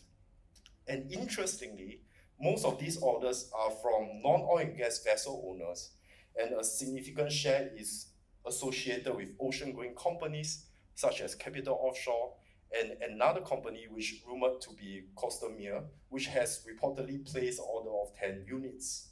These players appear to be building vessels without immediate plans to operating them directly. While speculative, it has yet to form the frenzy as seen in the previous build cycles and appears to be calculated risk driven by the pressing need for fleet rejuvenations and anticipated growth in demand for OSVs. And as global OSV activities come to a new height, it will be interesting to take a closer look at how these vessels are being mobilized over the years. and with improving macroeconomic fundamentals driving significant growth, we have seen a flurry of developments such as Brazil's pre-salt basin developments, ambitious offshore expansion plans in the GCC, as well as FLNG installations in West Africa. And when examining fleet size by region, it's not surprising that these activities resulted in a notable influx of vessels into the region. The GCC leads the pack with the largest fleet, followed by Asia Pacific and Latin America. And over the years, operators have implemented measures to tackle the growing supply and demand challenges within the key hotspots. Some enhance day rates, some has offered incentives to vessel owners, including coverage of mobilization costs, relaxation of procurement standards, such as cost age restrictions. And most of the vessels entering the GCC market are sourced from Southeast Asia, while those heading to Latin America primarily comes from Northwest Europe and the Gulf of Mexico. With that current view in mind, let's take a look at the global OSV supply and demand outlook. And in this analysis, total utilization includes vessels currently in layup, whereas effective utilization focuses solely on the vessels actively operating. And for 2024, total effective utilization is projected at 67%, while effective utilization is estimated at 75%, marking a 2% increase compared to 2023. And over the past 5 years, we have witnessed significant demand growth, averaging a 3.5% CAGR. And across the forecast period, growth is expected to continue, albeit at a slower pace. And looking ahead, effective utilization is expected to rise further, reaching 79% by 2027, with total utilization projected to cross the 70% utilization mark. And if we look closer to home, within the Asia Pacific market, there are currently 94 active PSVs in the region with an average age of 12 years. Leading operators in this segment includes Wintema, Namchong, and Tidewater. And in the AHTS category, there are 462 active vessels with an average age of 13.9. And prominent owners in this space include Wintema, Haduko, and Jessa Marine. Well, what we reflect here, on the right-hand side are the average day rates. The spectrum of each category can vary very greatly. For example, we have seen vessels in the higher BHP categories being fixed upwards of 30K. And if we break down the kind of activities that OSV has from PSV versus AHTS on a country-by-country basis, overall PSV activities has been increasing over the past quarters with a greater proportion in offshore Australia, Malaysia, and Indonesia. And in early 2024, there was a general decline in utilization observed, primarily due to a higher number of vessels undergoing surveys or maintenance in Batam and Vietnam. And increasing offshore vessel activities can be attributed to Malaysia and Australia. Major fixtures over the quarter includes Haidong, Tidewater's Pacific Hawk, and Valiant's Prelude. And the vessels supported a great variety of operations, ranging from major pipeline construction projects, drilling campaigns, T&I projects offshore Sarawak. And in Australia, Solstad and MMA vessels have been kept busy with a number of drilling campaigns and construction activities. And notably, these operations include developments like Santos Barosa's gas condensate project, which is progressing towards its targeted production startup in the third quarter of 2025. And on the AHTS side, they are primarily concentrated offshore in Malaysia, Thailand, and Indonesia. And recent growth in these operations has been driven by developments offshore Vietnam and Thailand. Export pipelines for Petroviet's Block B, along with drilling operations conducted by Keystone Offshore, are key contributors to this growth. And this operation was likely supported by Haduko. And several vessels have been contracted to support operations by Franklin Offshore and Intermore in the Gulf of Thailand. Notably, Intermore has been undertaking decom projects in the region for CTEP, which involves the removal of subsea infrastructures and associated assets. Now, looking ahead, let's take a look at the APAC project pipeline. Overall offshore EPC investment for 2024 in the region is estimated at $10.5 billion and is expected to reach 11.7% by 2025. Key field developments include the Lang Lebah gas field, touted as the largest discovery offshore Malaysia with the commencement production in 2027. It has an estimated output of up to 1 billion cubic feet of gas per day, and the project has experienced some sort of delays previously, citing the need to align with adjacent initiatives to maximize cost efficiency, but now is relatively back on track. And this shallow water field will include 5 fixed platforms and an extensive 336 km of pipeline network.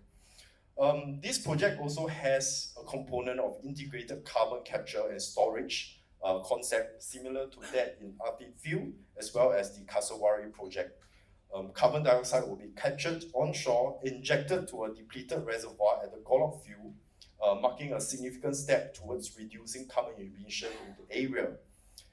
And over there in Indonesia, in August 2024, the government has approved the development plan for the first phase of the Gang North gas field operated by Italy's ENI. This approval has encompassed the nearby field, and both of which are the part of the IDD project, which ENI has acquired from Chevron in 2023. This development includes the installation of 1 floating platforms and 133 km of SURF installations. And on the rightmost, we have 2 key projects in Australia. Both the Scarborough and Barossa gas project has also faced its challenges along the way. Environmental oppositions has caused delays, particularly for Barossa, which encountered setbacks in pipe laying and drilling developments. Most recently, Santos reported it incurred a cost of nearly $20 million per month just to keep pipe laying vessels on standby. And despite these challenges, the first Scarborough LNG cargo is targeted for 2026, while the Barossa project remains on track for startup in the 3rd quarter of 2025.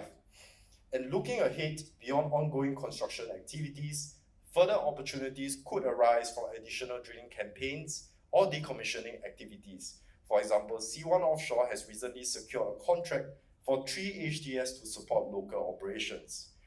And moreover, future demands for OSVs is expected to grow with the development of offshore wind projects in the Bass Straits. The projects will begin with survey and geotech drilling and eventually transition to installation work between 29 and 30. And finally, let's take a look at the day rate distribution for Asia Pacific vessels from 2021 up to October 2024. Historically, Southeast Asian OSV market has lagged behind more developed regions such as Gulf of Mexico, North Sea, and West Africa in terms of DCRs. And this disparity is primarily due to a comparatively lower investment environment in the region. However, when DCRs in these more developed regions rise, OSV from Southeast Asia are often redirected to meet demands elsewhere. This reallocation creates tighter vessel availability in Southeast Asia, which subsequently drive up DCRs within the region. And you could see that in the fleet distribution map, which we saw the mass migration of vessels out of Southeast Asia. And this has contributed to a notable increase in day rates, rising by 60 to 80% since 2022 and 20 to 25% since 2023.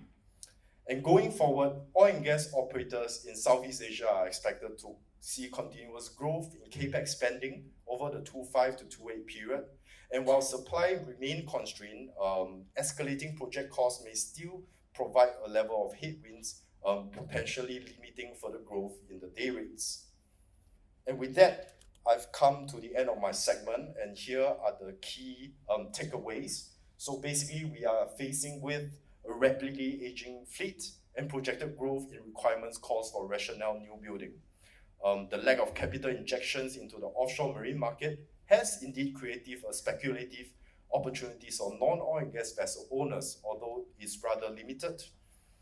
Southeast Asia day rates has caught up quickly with other regions over the past years, and while growth is still expected to persist, it's likely to occur at a more gradual pace. And of course, key reminder is always to optimize cost management as well as improvement in dry docking scheduling. Now I'll pass the time to Paul.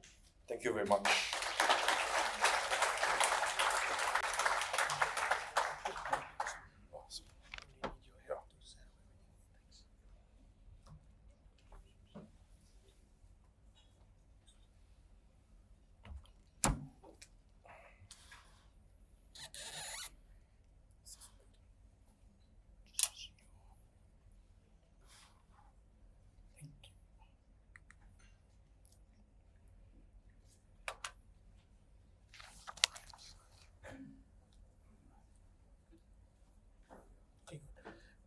Good afternoon, ladies and gentlemen. Thanks, Chenwei, for that interesting talk on the OSVs. So first and foremost, my name is Paul Ezekiel. I'm the Senior Rig Analyst for Global Westwood here in Singapore. I'd like to welcome everybody, and especially our friends from the IADC. I think last year they made a point to attend as well. So let's crack on with it. What are we going to start with, or the kind of topics I'm going to touch on today? Firstly, we'll start with a global overview, right? Then we get into an APAC update into quite a bit of detail. Then we'll talk about the aging fleet and some possible solutions. We'll touch a little bit on the Saudi suspensions, and we'll have some final thoughts. Now, just to give you a recap, in 2022, the theme was rigs moving to the Middle East. Everything was moving that way. In 2023, we talked about costs. Now, we've done that, beaten that to death. We all know about rising costs. But now we've got an aging fleet as well coming on. So globally, the market is still strong, right? However, we are seeing some bumps in the road, Saudi suspensions, slowing down in overall demand, weaker energy prices, and operators trying to reduce costs. Petronas is said to be reducing its capex by about 21%. PTTEP allocating capex for energy transition. There have been 4 mergers over from 2021: Seadrill, Aquadrill, Noble, and Maersk, and then most recently Diamond and Noble as well. Right. So the earlier one was Pacific and Noble as well. So all this has reduced the number of drilling contractors. That said, utilization has actually increased since 2021. Got 9 percentage points for jackups, 6 points for semi-subs, and 10 for drill ships.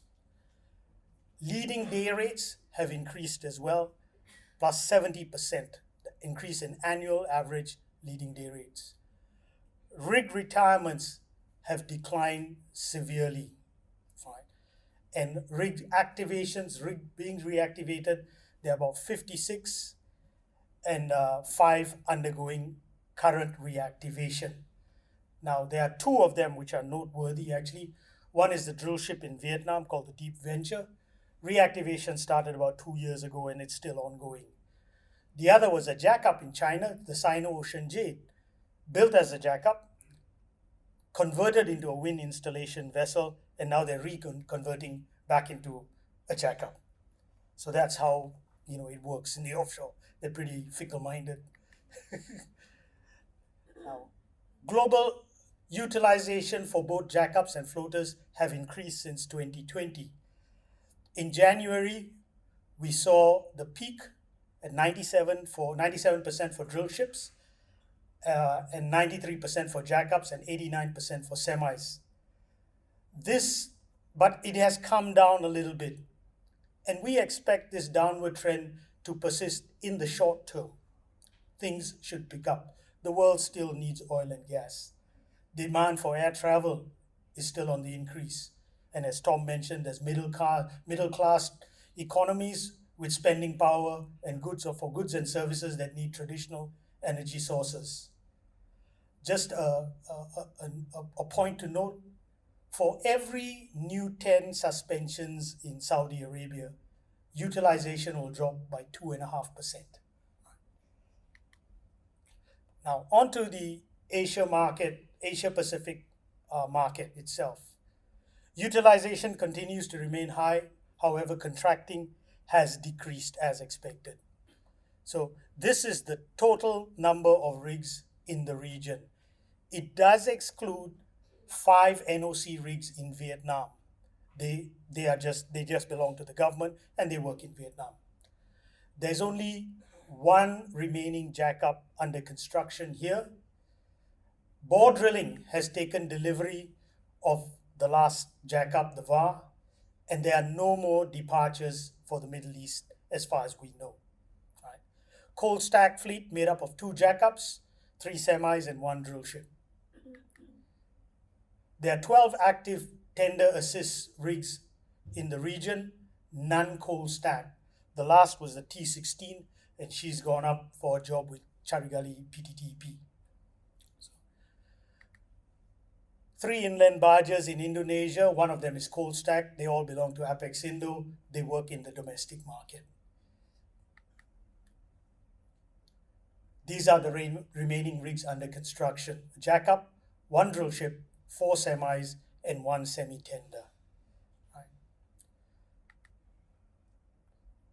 There were 34 contract awards between January and November this year.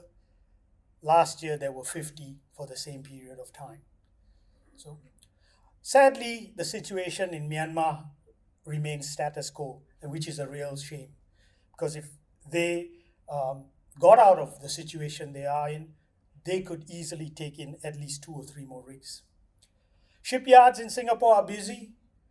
There are 2 rigs here, the Hack 5 and the Naga 5 in the shipyard at the moment. The Naga 2 was here earlier. Soon the Naga 3, Valaris 106, Hack 14, Noble Deliverer. They're all coming in for their shipyard work. There could be a potential reactivation of a big semi as well. 2 warm stack drill ships, the West Dorado and the Platinum Explorer, 3 jackups, the Thor, the VAR, Naga 6, and 2 Sapura tenders, the T9 and Sapura Palau. New builds and attrition. 6 semi-subs retired this year. We have 1 possible candidate, new candidate, but it's a jackup, the Shelf Trident 8, which recently was declared a total constructive loss. So there are a few number of rigs, potential retirements next year as well. Ocean Onyx, Deepwater Luanda, GSF Development Driller 1, West Prospero, all these have been sitting idle for a while. Last year, there were total deliveries, 9 deliveries, 4 drill ships, and 5 jackups. The West Dorado, the Stena Evolution, the Atlantic Zonda, and the Mingxiang, a Chinese geological survey. 2 bore rigs, the Vale and VAR. There were 2 in China and 1 jackup in Iran as well.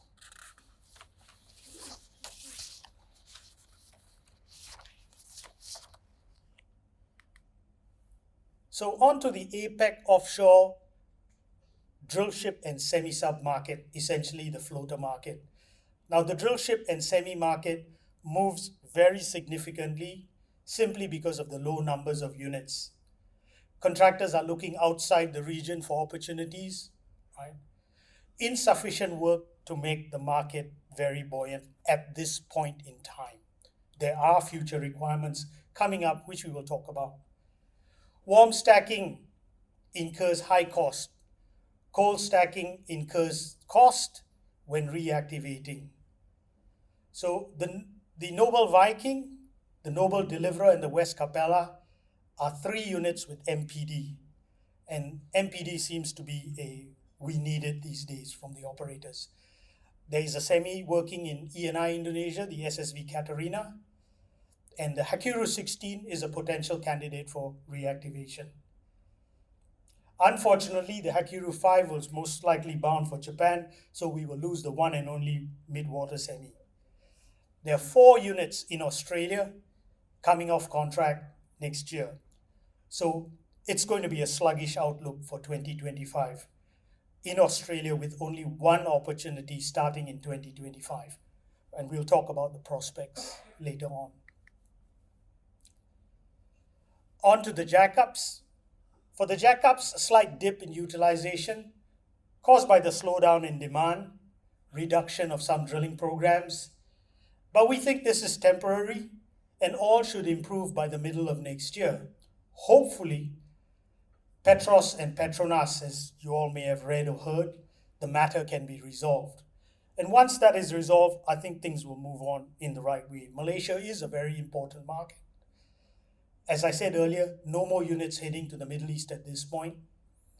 Idle rigs are not going to be moving here on speculation. In fact, we may see, and I say may, see APAC losing rigs as international contractors such as Noble, Bohr, and Shelf bid their rigs outside the region if there's insufficient demand here. The tender assist market will continue to remain where they are. 2 companies, PV Drilling and Energy Drilling, but both enjoying 100% utilization.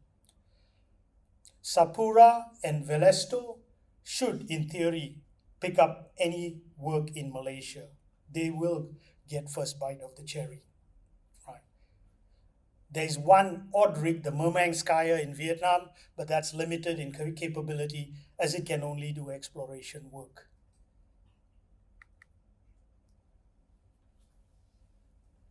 On to day rates, which is essentially what everybody kind of wants to know. The leading rate in Southeast Asia for a jackup is close to 170,000. In Australia, it's 180,000.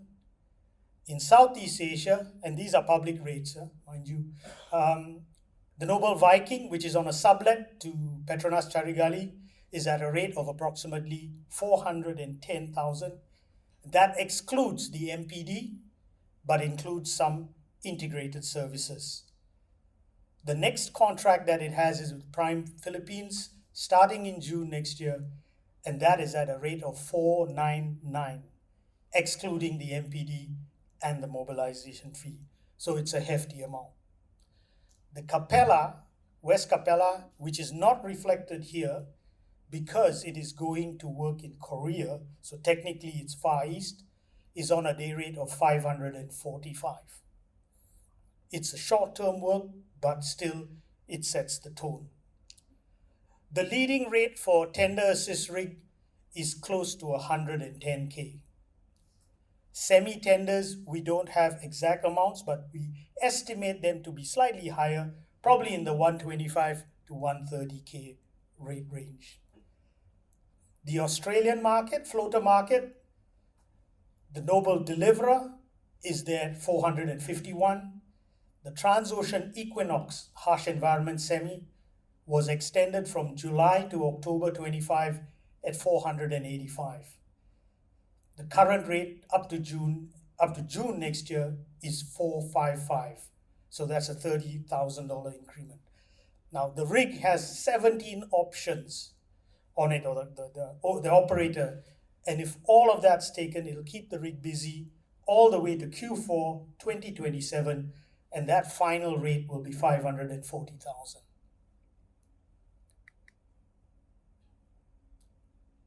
Asia Pacific contract award activity.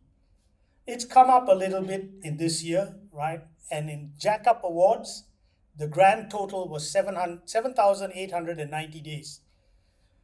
Southeast Asia, 7,713 days, with Thailand taking most of it, 3,457 days. That's because of PTT. PTT is the big users there. And then, of course, you have Chevron. Malaysia with 2,757. A bit of a shame because Malaysia could easily take 1 or 2 more units. And Vietnam with 947 days. Indonesia with 584 days, and Australia 177 days. For the floaters, the drillship awards for the West Capella with Mubadala an option, and SSV Katarina for ENI.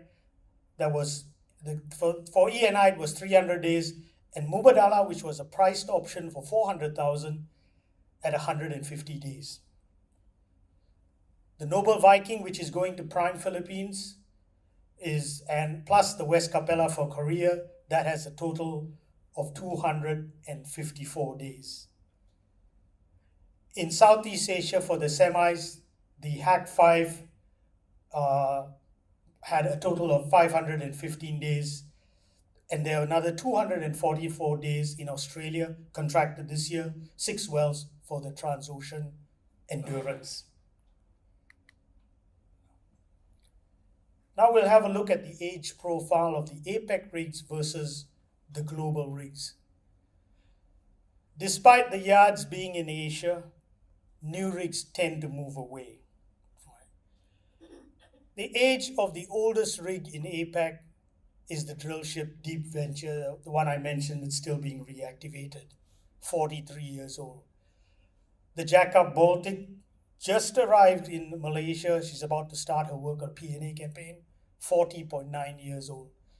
And the Ocean Apex working in Australia, 48.4 years. The Tender Assist, total of 17 units, average age is 14.70. Now, there are some barriers to new construction. Firstly, prohibitive construction costs. Right?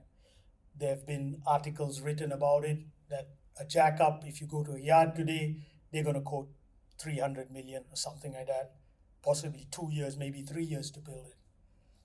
Current day rates are not very appealing. Right? Difficulty in getting financing. Banks, financial institutions don't want to get involved in its traditional oil and gas. And of course, costs just keep increasing.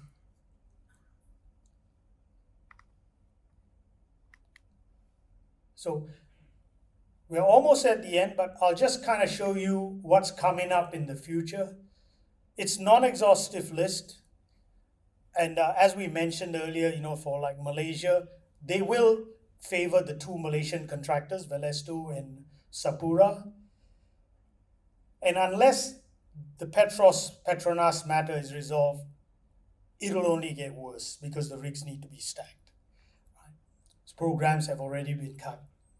So let's go on to the actual requirements. Thailand has the biggest number, 10 jackup requirements. Now, let me just have a caveat to that. That doesn't mean 10 additional rigs. These are 10 jackup requirements, tenders, pre-tenders. Some are contract renewals. Right?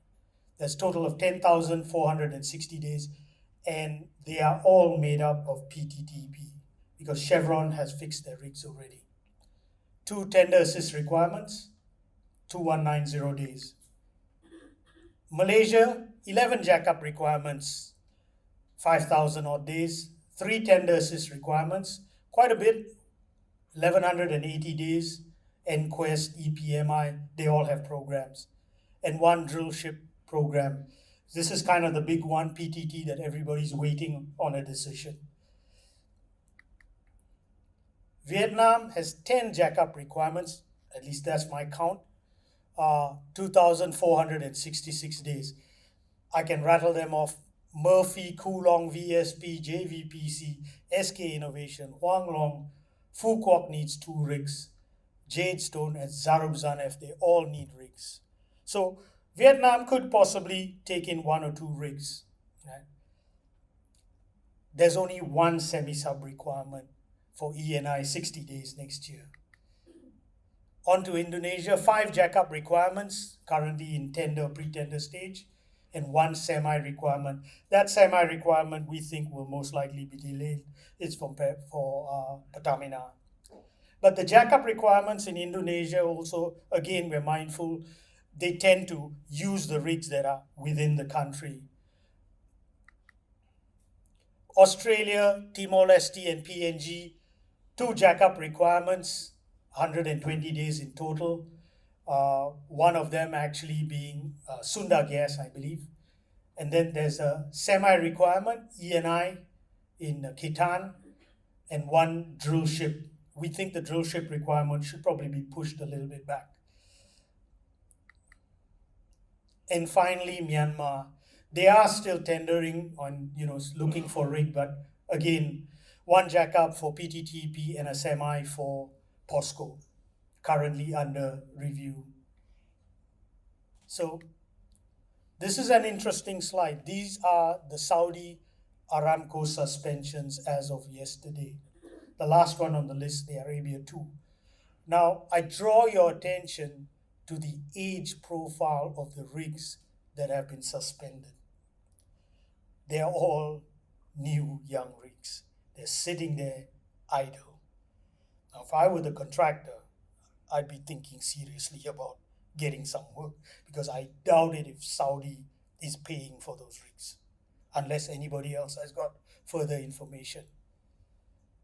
But unfortunately, demand is not very high at this point in APEC. But as you saw from my earlier slides, there will be requirements. And we, quite frankly, expect to see them start being bid in this side of the world.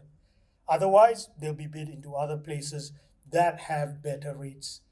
But it's interesting, 7 age less than 10 years, 8 age less than 15 years. So they could very well fit into most of the operator requirements. So finally, in conclusion, final thoughts and key takeaways.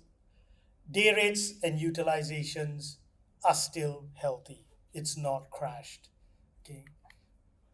Shortage of young jackups in Southeast Asia. The impact of the Saudi suspensions has not really been a huge impact here. Maybe a slight dent. Day rates dropped a little bit, but they have picked up. The two recent contract awards in Thailand, and that's public news, was about 135,000 for 2 years. So that kind of sets the tone for next year. All right. Better cost management. Now, we've talked about this a lot, but just a kind of personal observation. A lot of costs are kind of lost because of poor project management. We always hear projects being delayed or project cost overruns. Now, surely there must be some better way to manage our projects. Right? From a contractor standpoint, that would be having a good preventive maintenance system that reduces your downtime, and it makes your rigs more attractive to operators. Finally, energy security is becoming a priority in a very, very fragile world. So it's not the end for the offshore drilling contractors just yet. And with that, thank you very much.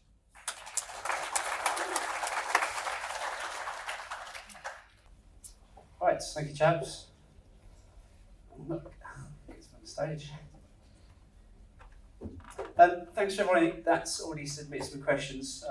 We've got a few coming through here, but like I say, really happy to take questions from the floor.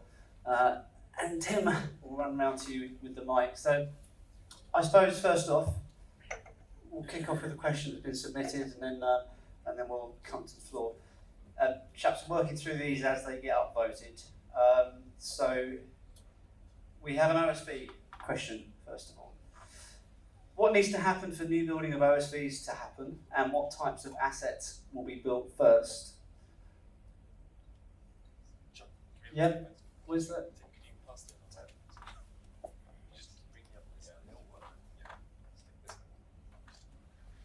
Giving a mic would have been useful, hey? Yeah. So this obviously is a question everyone asks around new building. Maybe I'll talk about boats and the same thing about rigs a little bit more. I think we're probably all aware of what the barriers are now. It's been quoted many times. Anyone who goes to any of the offshore marine conferences know that some of the largest owners in the world are very, very vocal about what the barriers to building are. Simply cannot be done from cash flow. So whilst rates are in a very healthy place, the subsequent cash flows it generates are not good enough to warrant new building just yet, and that is also compounded by a very, let's say, unfriendly financial sector in terms of accessing debt markets, maybe the only exception being Norwegian bonds, which is still relatively attractive. but pure play oil and gas debt is very expensive and prohibitive. Where we have seen new building in the OSV space has been from outside the industry. It's been from conventional shipping, blue water containers, bulk, Greek owners who have made a lot of money from conventional shipping, and also understand cyclicality and embrace cyclicality as an opportunity rather than a risk, which is what the banks see. So again, these guys probably not really intending to become operators, but really see the opportunity and the arbitrage in the market between an aging fleet, and Jeremy did a great job with the data there, and the future requirements. So we'll probably see a bit more of that, but still quite difficult to see kind of mass new building in the support space. The subsea, it's been a little bit more positive. You can always spin the renewable story a bit better, which is what the likes of REM and Ireland and others have done. So we have seen more building in that kind of ROVSV subsea support space as well. So that's probably see a bit more there. It's a bit easier to access debt. And then in support, when it happens, unlikely that we'll see anchor handlers outside the Gulf. We'll probably see some of the larger PSVs being built first, I would say. I don't know if we've anything on the rig market.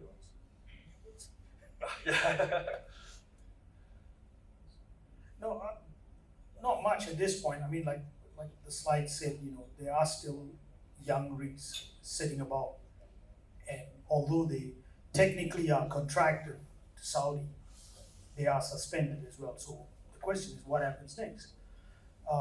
So all going well, they could get out into the market and start working in the various places. Now on the floaters, that's quite a different ballgame, because the cost of a new drill ship, and I'm taking really a bit of stab in the dark here, you're looking at about $1 billion, right?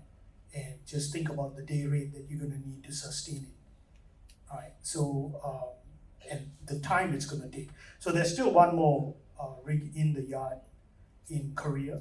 There's still one in Singapore. So there are still units around, so to speak.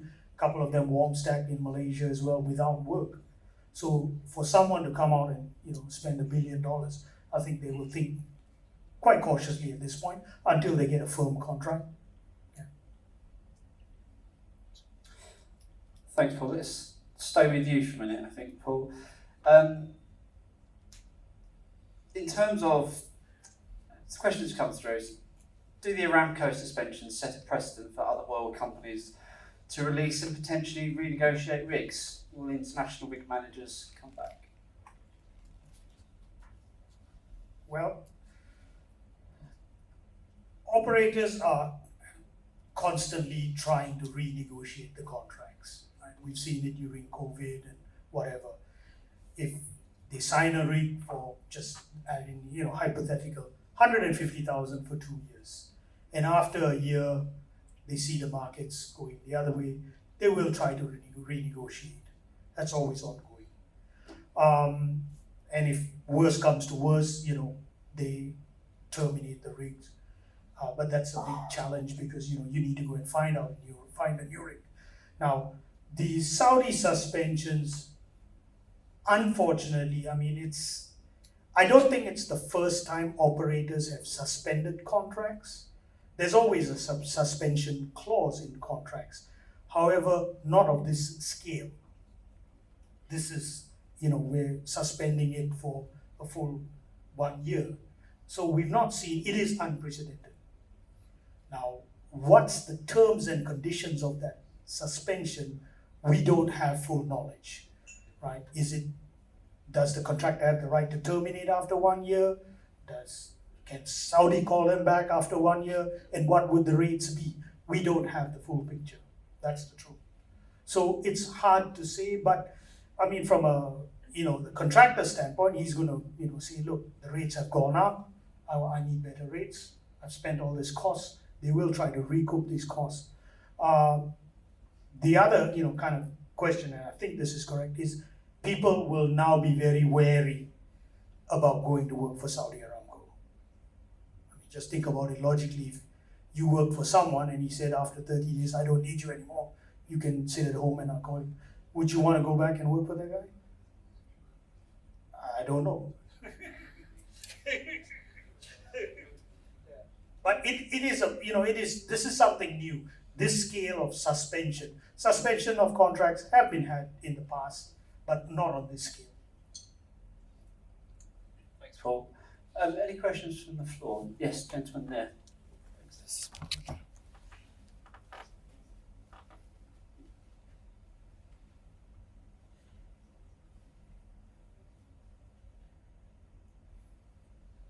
Hello. Yeah, hi, I'm Raymond from CGS. So, Tom, just now you alluded to another round of suspensions by Aramco.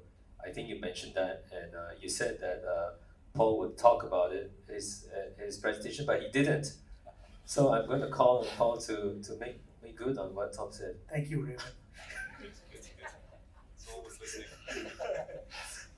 It's a rumor that's going around, right? That there may be more suspensions, and honestly, we monitor it on a daily basis. So, like the last rig that you saw, Arabia 2, that was just fresh news yesterday. So yes, there are rumors going around of more suspensions, but as you all can appreciate, you don't get the full news. They don't report it on Channel News Asia. These are the rigs being suspended. You need to go and unless the companies themselves report it, you really second guessing. But most of them do report, and so we're able to track it to the best of our ability, and we double check that information. So whatever you saw just now is current, right? What's going to happen in the future? Honestly, I don't know. I mean, they could suspend tomorrow. Come out of this party, there's another 2 more suspensions. That's right. Sorry, Raymond. He's not looking entirely satisfied with that answer, but All right, you want me to give you a number? wave your hand, close enough. Gentleman there in the middle. Thank you.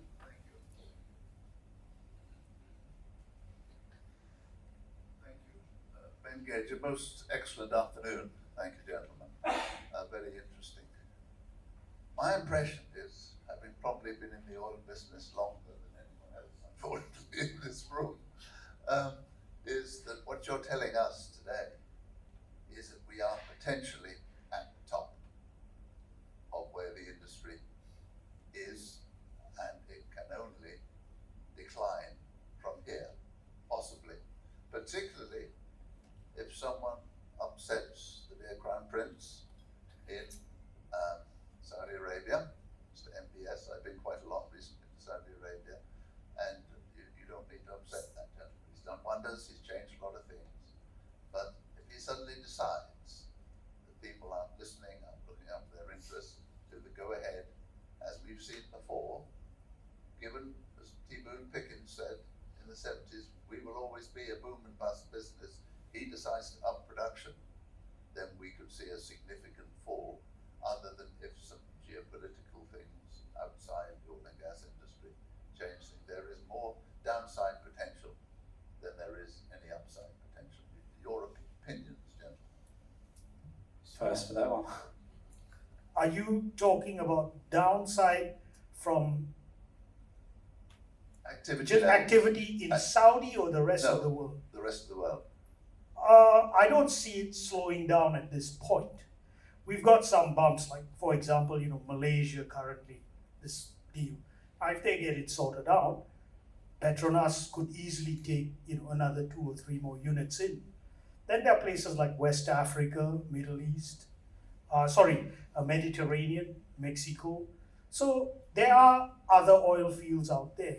Now, if he wants to reduce the supply, which, if you go back 3 years ago, how many units were there?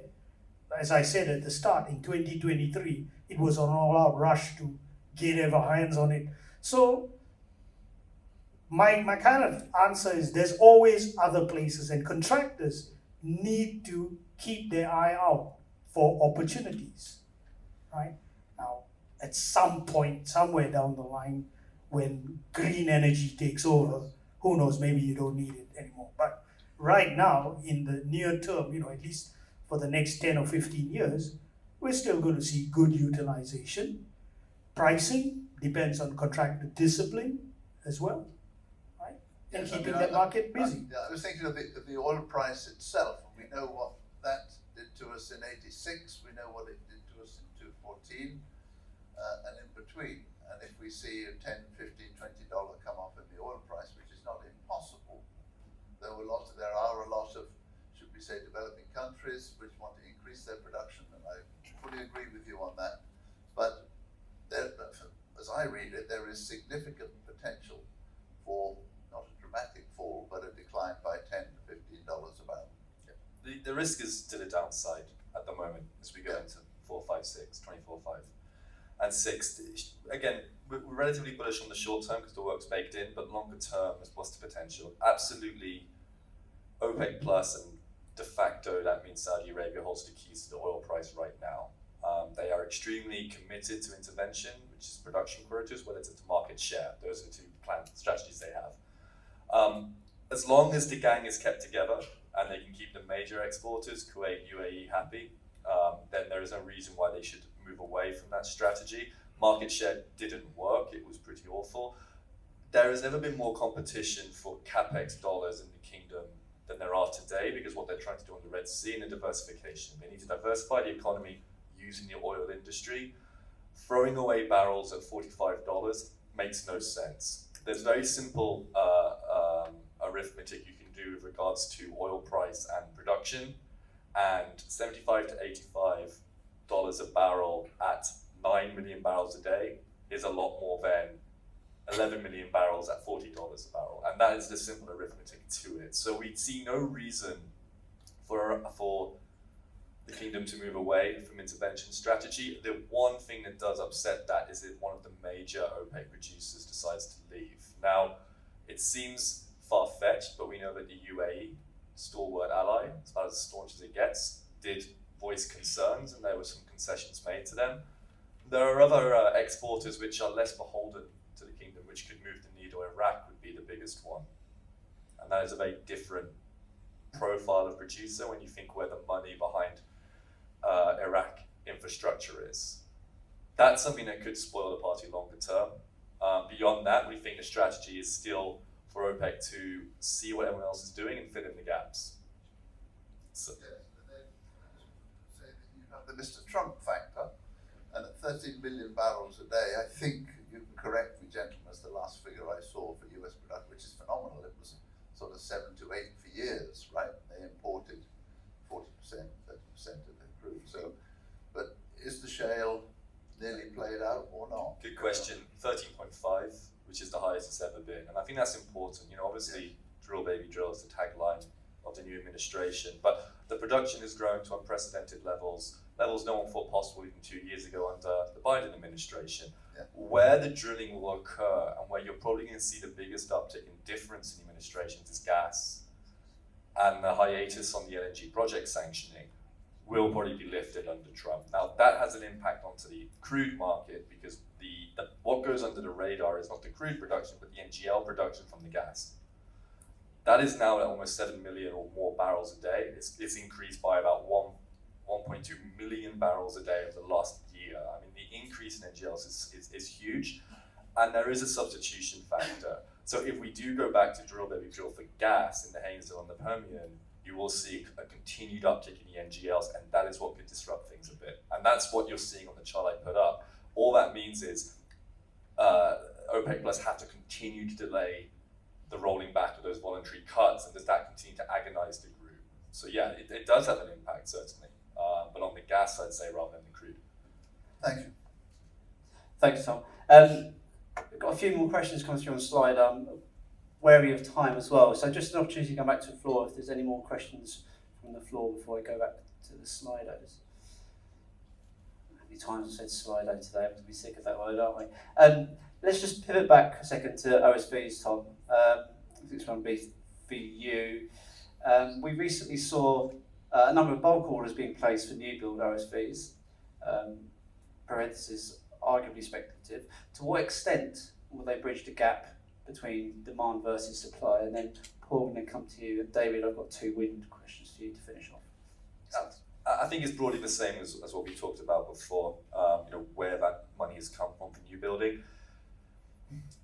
We don't have enough of the right like boats, right? And unless we have a major fleet rejuvenation cycle, we'll probably have enough assets to do the work, but they will not be optimized. So there's two ways of looking at it. Is there enough stuff floating to do the job scopes? Arguably so for the next few years. Is it really what operators want to be utilizing? Probably not. You know, one of the real truths is that the fleet does get older every year, becomes less fit for purpose. So certainly in the OSV space, you know, there is a need to build, and you know, you're probably going to see some pretty good deals being done with regards to flipping some of the boats which have been ordered. In the subsea space, for reasons I mentioned, you can spin a renewable story. So we are actually seeing the gulf in supply and demand that we expected for subsea support vessels starting to tighten quite a bit.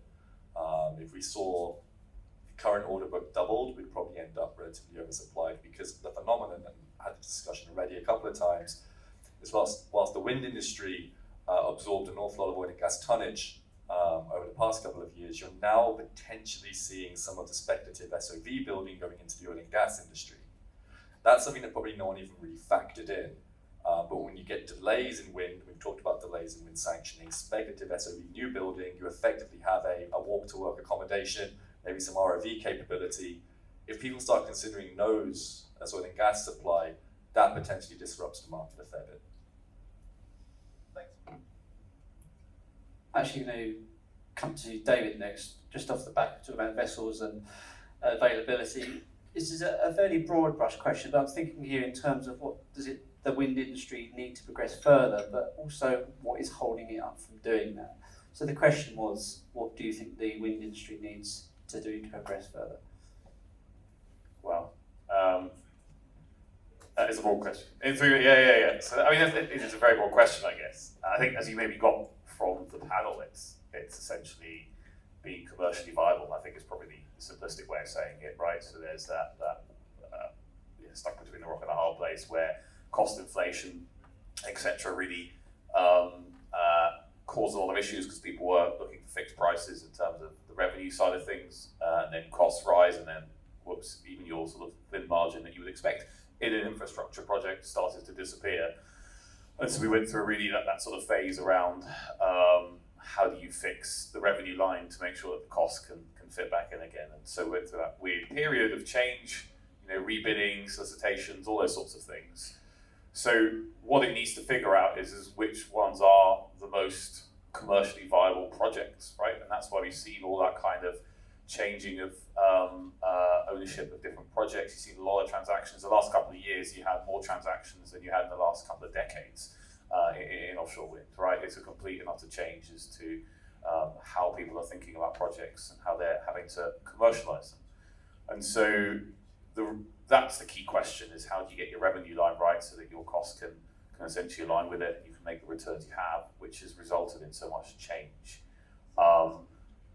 The other side of it is then about deliverability. So what's really important for folks who are investing in the supply chain side of things is how do you essentially stay in step together with your developer stroke investor to make those investments happen, right? And that's your partnerships. As Blue Float was talking about, that's your framework agreements, all those sorts of factors. Those are going to help with deliverability, and those are the things that you're going to see, which is why we're going to miss targets, because it's not gangbusters growth, it's gentle, incremental growth. But yeah, quite a broad brush answer to a broad brush question, but I hope that sort of helps. We'll follow up with one more before we finally come to Paul, unless there's any more from the floor. Which markets do you think will lead in terms of floating wind development? And there was a question earlier on about what other technology needs to come into offshore wind, but I suppose floating wind has been, the thing in terms of that advancement. Yeah, that's a good question. I mean, the whole technology question is a big one, and whoever asked that question, happy to have a long chat afterwards about where all those problems are and where the opportunities are actually, and that's the point, that the whole technology is still evolving, right? It's not set in stone. Floating wind, though, specifically, and I think there was also a question on South Korea, the ceiling price, which is not a proper ceiling price, was also asked. And I think that's the point, is that you can't take individual markets and go, right, that one's got a higher offtake opportunity in terms of the price, and therefore that market's going to move faster. It's a whole range of things that you need to take into consideration, right? So how are your ports? What's your regulation like? Do you actually have local manufacturing capability? Which technology you're going to use? How's that going to evolve? Or how's the government, favouring this technology or not? Right. So you need to solve all those other problems first before you even think about an offtake price, because the achievability around that is difficult. And why you get such variance in the offtake price is because the number by itself isn't always the answer. So again, the South Korea one, that's just one number, and then you can actually layer on different levels of revenue and opportunity on top of that, just the way it's structured. So I wouldn't take that number as the gospel. So that's an important point. But realistically, it's those countries that have all those different factors aligned. And so, we all thought it would be UK, but the UK has had massive issues, right? So Scotland, for example, was far too big a number for anyone to deliver in a certain time frame, and all the other factors are not sorted out, which means you get a very stalled problem, plus interconnection to the grid, all those sorts of things. So we all thought it was UK, but realistically it's here in APAC, right? It's China, who are coming up with some really interesting designs as well as deliverability. South Korea, we should hopefully see something exciting happening in Taiwan, Japan, and other places like that that'll create opportunity. And then it's all the other countries catching up, such as the UK. Norway wants to, but probably we're very slow again. Once you've gone around that'll create the standardized kind of models that'll set the scene for everyone else, and then the rest of the world will catch up. But that's a 2040 story. Thanks, David. I think we'll drop the final question with Paul. Last question. Do you expect the wide variance in Southeast Asia rates to persist if further Aramco jack-up suspensions materialise, leading to a drop in rates for Southeast Asia in 2025? Say that again. Do you expect the wide variance in Southeast Asia rates to persist if further Aramco jack-up suspensions materialise, leading to a drop in rates in Southeast Asia in 2025? There will always be a variance in rates because different contractors have different bidding strategies and needs and requirements. So contractors that have government backing, right? And we'll say COSL, for example, can bid lower because they've got government backing them. But a private company, say like Borg or Valaris, they have shareholders to report to. So there will always be a variance. But, like we indicated, we do report rates, or, like shelf drilling. They do announce their rates. And so contractors should actually take, that market intelligence and use to their advantage. But as far as variance is concerned, yes, there will always be a variance. And I'm so happy you finished with the words market intelligence. So that's it for us for this afternoon. Just want to say thank you to all of our panellists and guests today. Everything you've seen will be available next week via the presentations when they come out. We've only run slightly over, so I'm not keeping you too much from drinks and further food. But we're here up to about 8 o'clock. You can feel free to stay in here, but we'll be serving drinks out in the foyer. Just a quick round for my presenters, please. They've done really hard work today. What a great job.